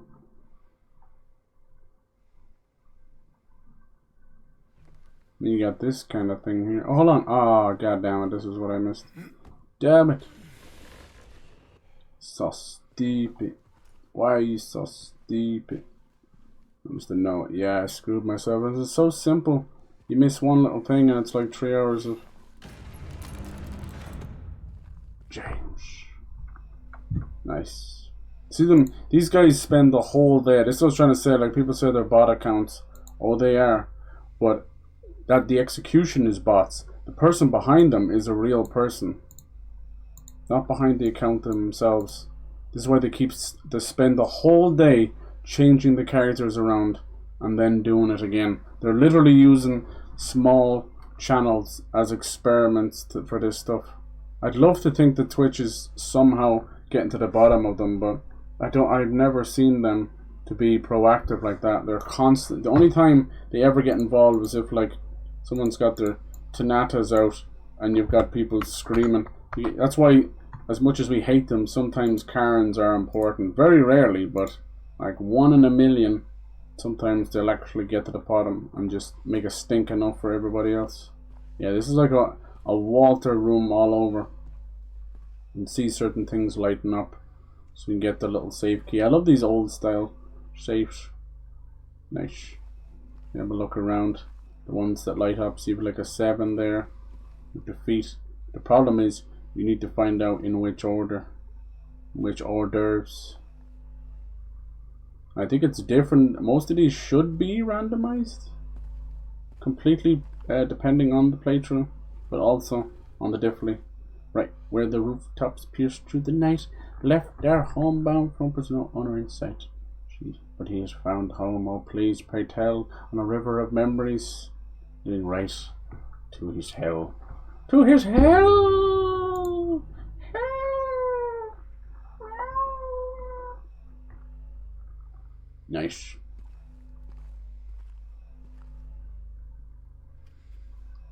To your hell!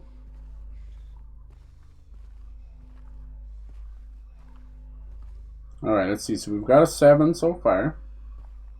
Probably the other 2 are probably back here. They'll light up differently. There we go, 13. And then... oh, look, this is what I was talking about earlier. These are all the squares. You damn square. Let's see what the last one is. Come on. I'm actually giving myself a little motion sickness. I gotta stop doing that. I keep opening and closing the map. That repositioning of your focus is oh, there it is. 11, okay. Was it 13, 7, 11? It's that's what messes me up. Okay, so this is my issue where I mess up with these. It's like you go left or right, you know.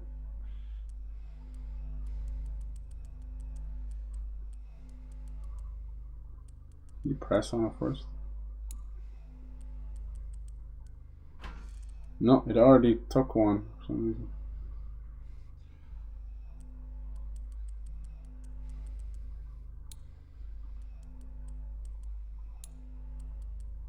There you go. Yeah, I don't know what happened at the start there, it just took one. There's another coin. Flip it. A nice little key. I love these kind of weird safes. Reminds me of what Shinji Mikami went on to do with the safe man in Evil Within. These games are celebrated, and Resident Evil is, you know, god tier.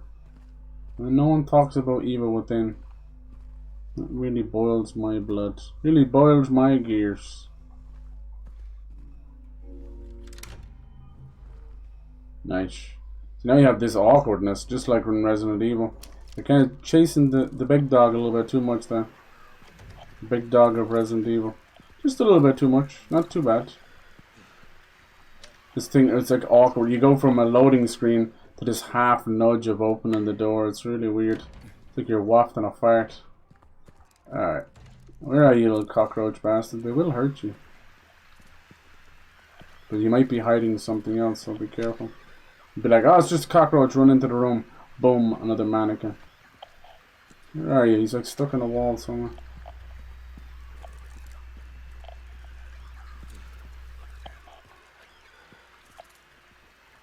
Jim's looking at an item, but I wish he would look at the cockroach. Beetle or whatever they are. Some say it's like a death beetle. Oh, they're on the walls. They're on the walls.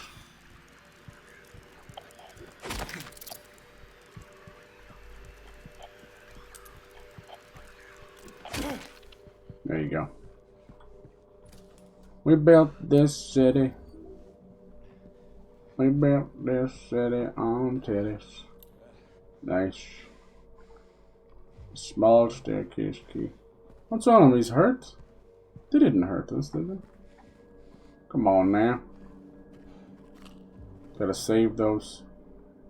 Just like Resident Evil and other games, survival horror games, there is unwinnable moments in sections. Just straight up unwinnable. There's the 205. So don't feel so bad. Don't feel so bad about certain parts. But having a tiny bit of prior knowledge of it, that's cool. To just check off everything is a good thing. So take for instance, kind of spoilers, but your first fight with Pyramid Head. Don't shoot him. It's just a timer. Can't kill him. Don't waste your bullets. Don't waste your time.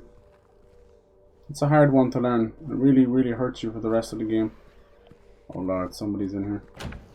What's in here? Oh no, that's that room. Okay, anything down here? That's the other end of that. Yeah, if you imagine how these are laid out, how could this ever possibly be a good thing? It's in here, isn't it?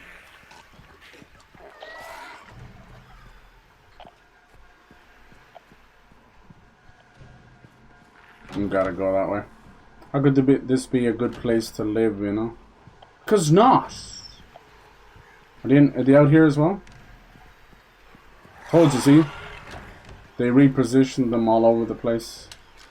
It's kind of mean. But now you've got guns and ways to protect yourself. They assume that you will do just that. God, that's tough shooting. I think the other one is behind me. No, we're good. I think. Tough living. Okay. So now we have, what was it? The second floor key. Could be that one, 201, maybe.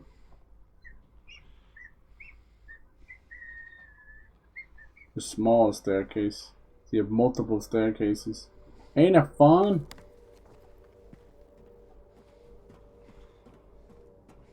Probably no, I probably don't need to go down here. Oh, is this where the swimming pool is? No, it's not. No, it looks like it, huh? Jeez. Let it all go. Coin cabinets there, yeah. Rosewater Park. No, it's gotta be up there. Poor little Deborah's like, please just heal, man, come on. I'll help you.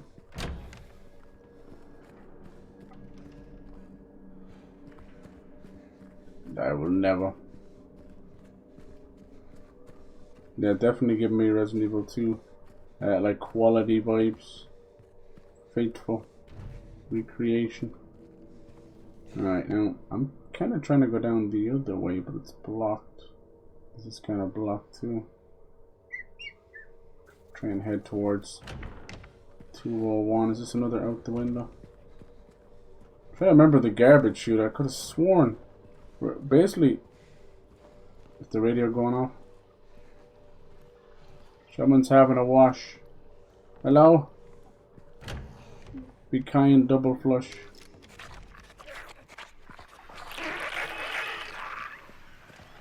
Jeez, these noises. Might be two, there might be one on the floor too. They do get off the floor after a while.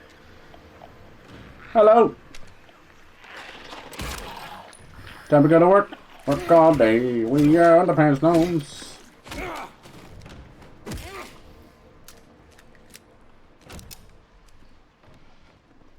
Anything else?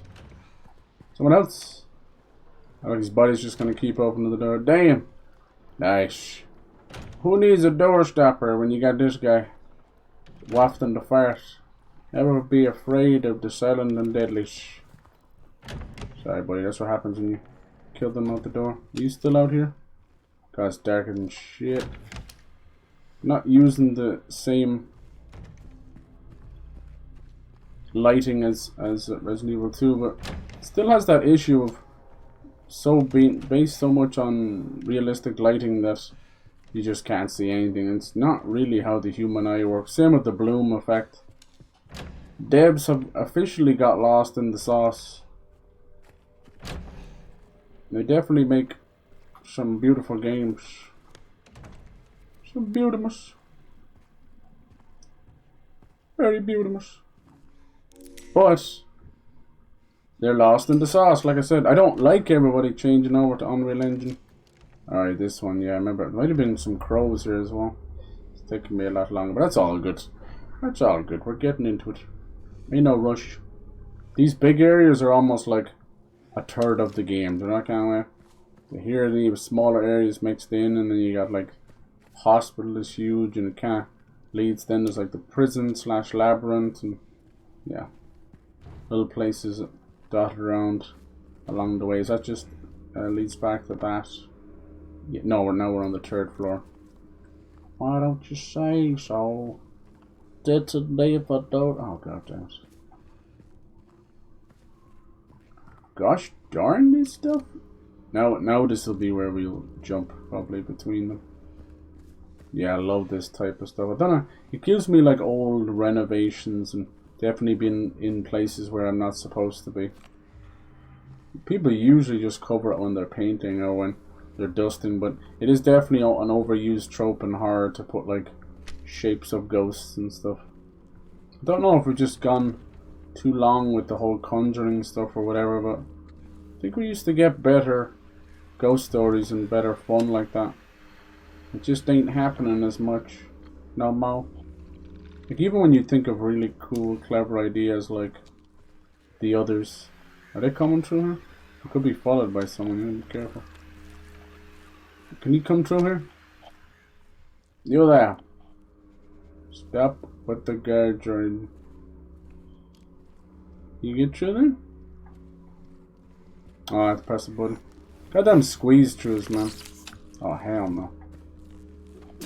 You are, you little shit. Those you should just walk on and be done with. I see you, baby girl. Don't know why the mannequins especially, but they take it, you know what I'm saying? Oh, it's two. Gonna take it. Damn. Might have our first death here, let's see. Oh no. No, don't leave a hand. Nice. That was close. That bit where they grab you, hold you, kill you, thrill you, kiss you, piss. Yeah, that does immense damage. Here you go, buddy boy. I'm still not feeling too hot. Yeah, I love how the flashlight flickers when you put it on the mannequin. Oh my god, that is brilliant. It kind of jump scares you a little bit because you don't know if it's going to break. What happened in here? Yeah, this whole area you could do in like 20 minutes if you know what to do, but between the remake and all that, it's very confusing. It really is just 2 apartment buildings, right?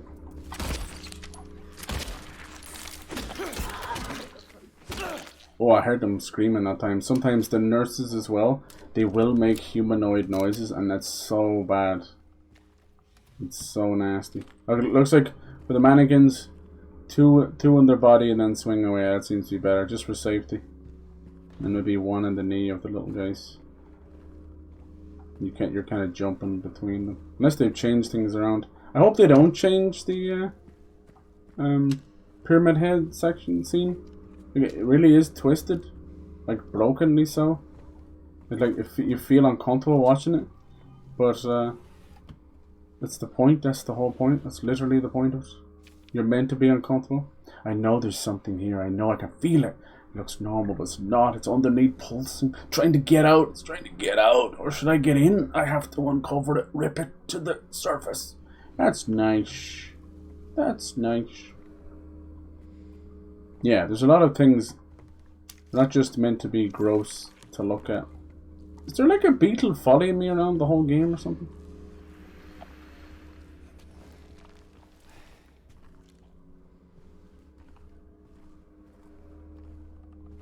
That's the beauty of this game, I think. Like, the rest try to do it, but it's kind of very bull in a china shop stuff. I love how they register that you're pointing at them as well.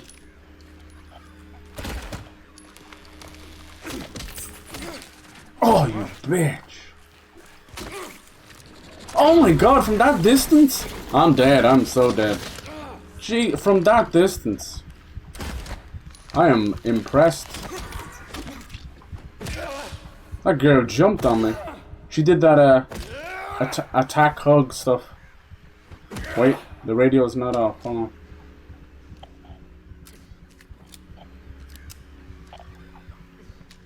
She literally attack hugged me. God, we are hurting. Not in a good way neither. Dang. It's definitely more difficult. Which is cool. Just because of the dodge. Which is nice, you know. We had such a weirdness between Resident Evil 2 and 3 where it's like, it's a fake dodge, it's a fake out. You press it this time, you don't press it that time. Really annoying stuff. It wasn't the dodge itself that was annoying, it was the inconsistencies from the devs.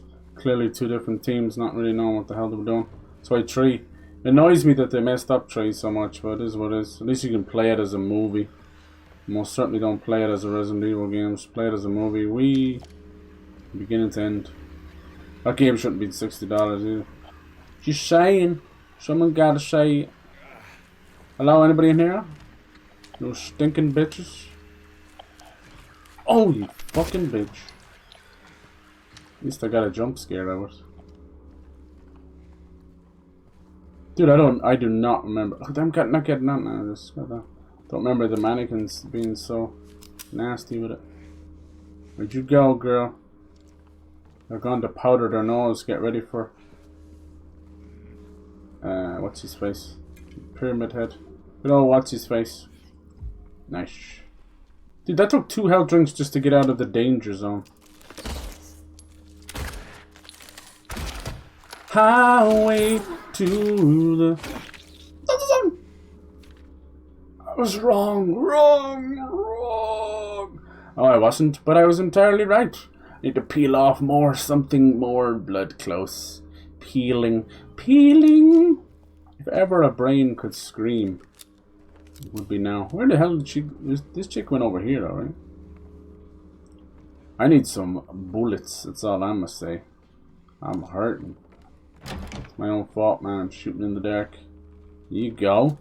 A syringe. Nice. Save that. Save it. Yeah, this... And so many healing items. My goodness.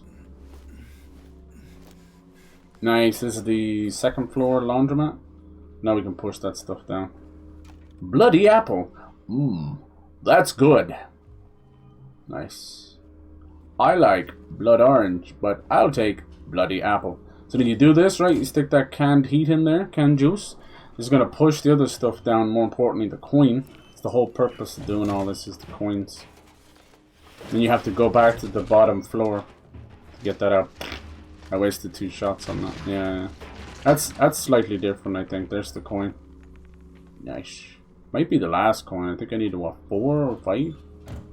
Let it all go. I should have went back for that key card. I technically could because... Oh.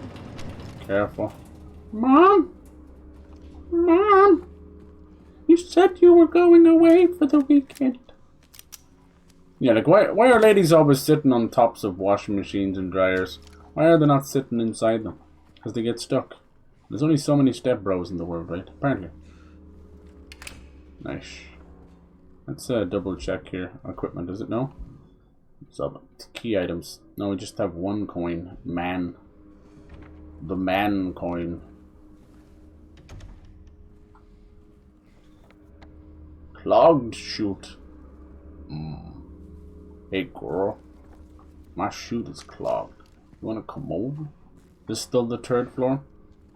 Where was the bit where we jump between them? Why every time I open it, it opens on a different thing. That's not nice. Yeah, can't go that way. Went down that way. Went through there to get there. Didn't do anything down here. I still think it's more when you go outside with the pool. With the pool.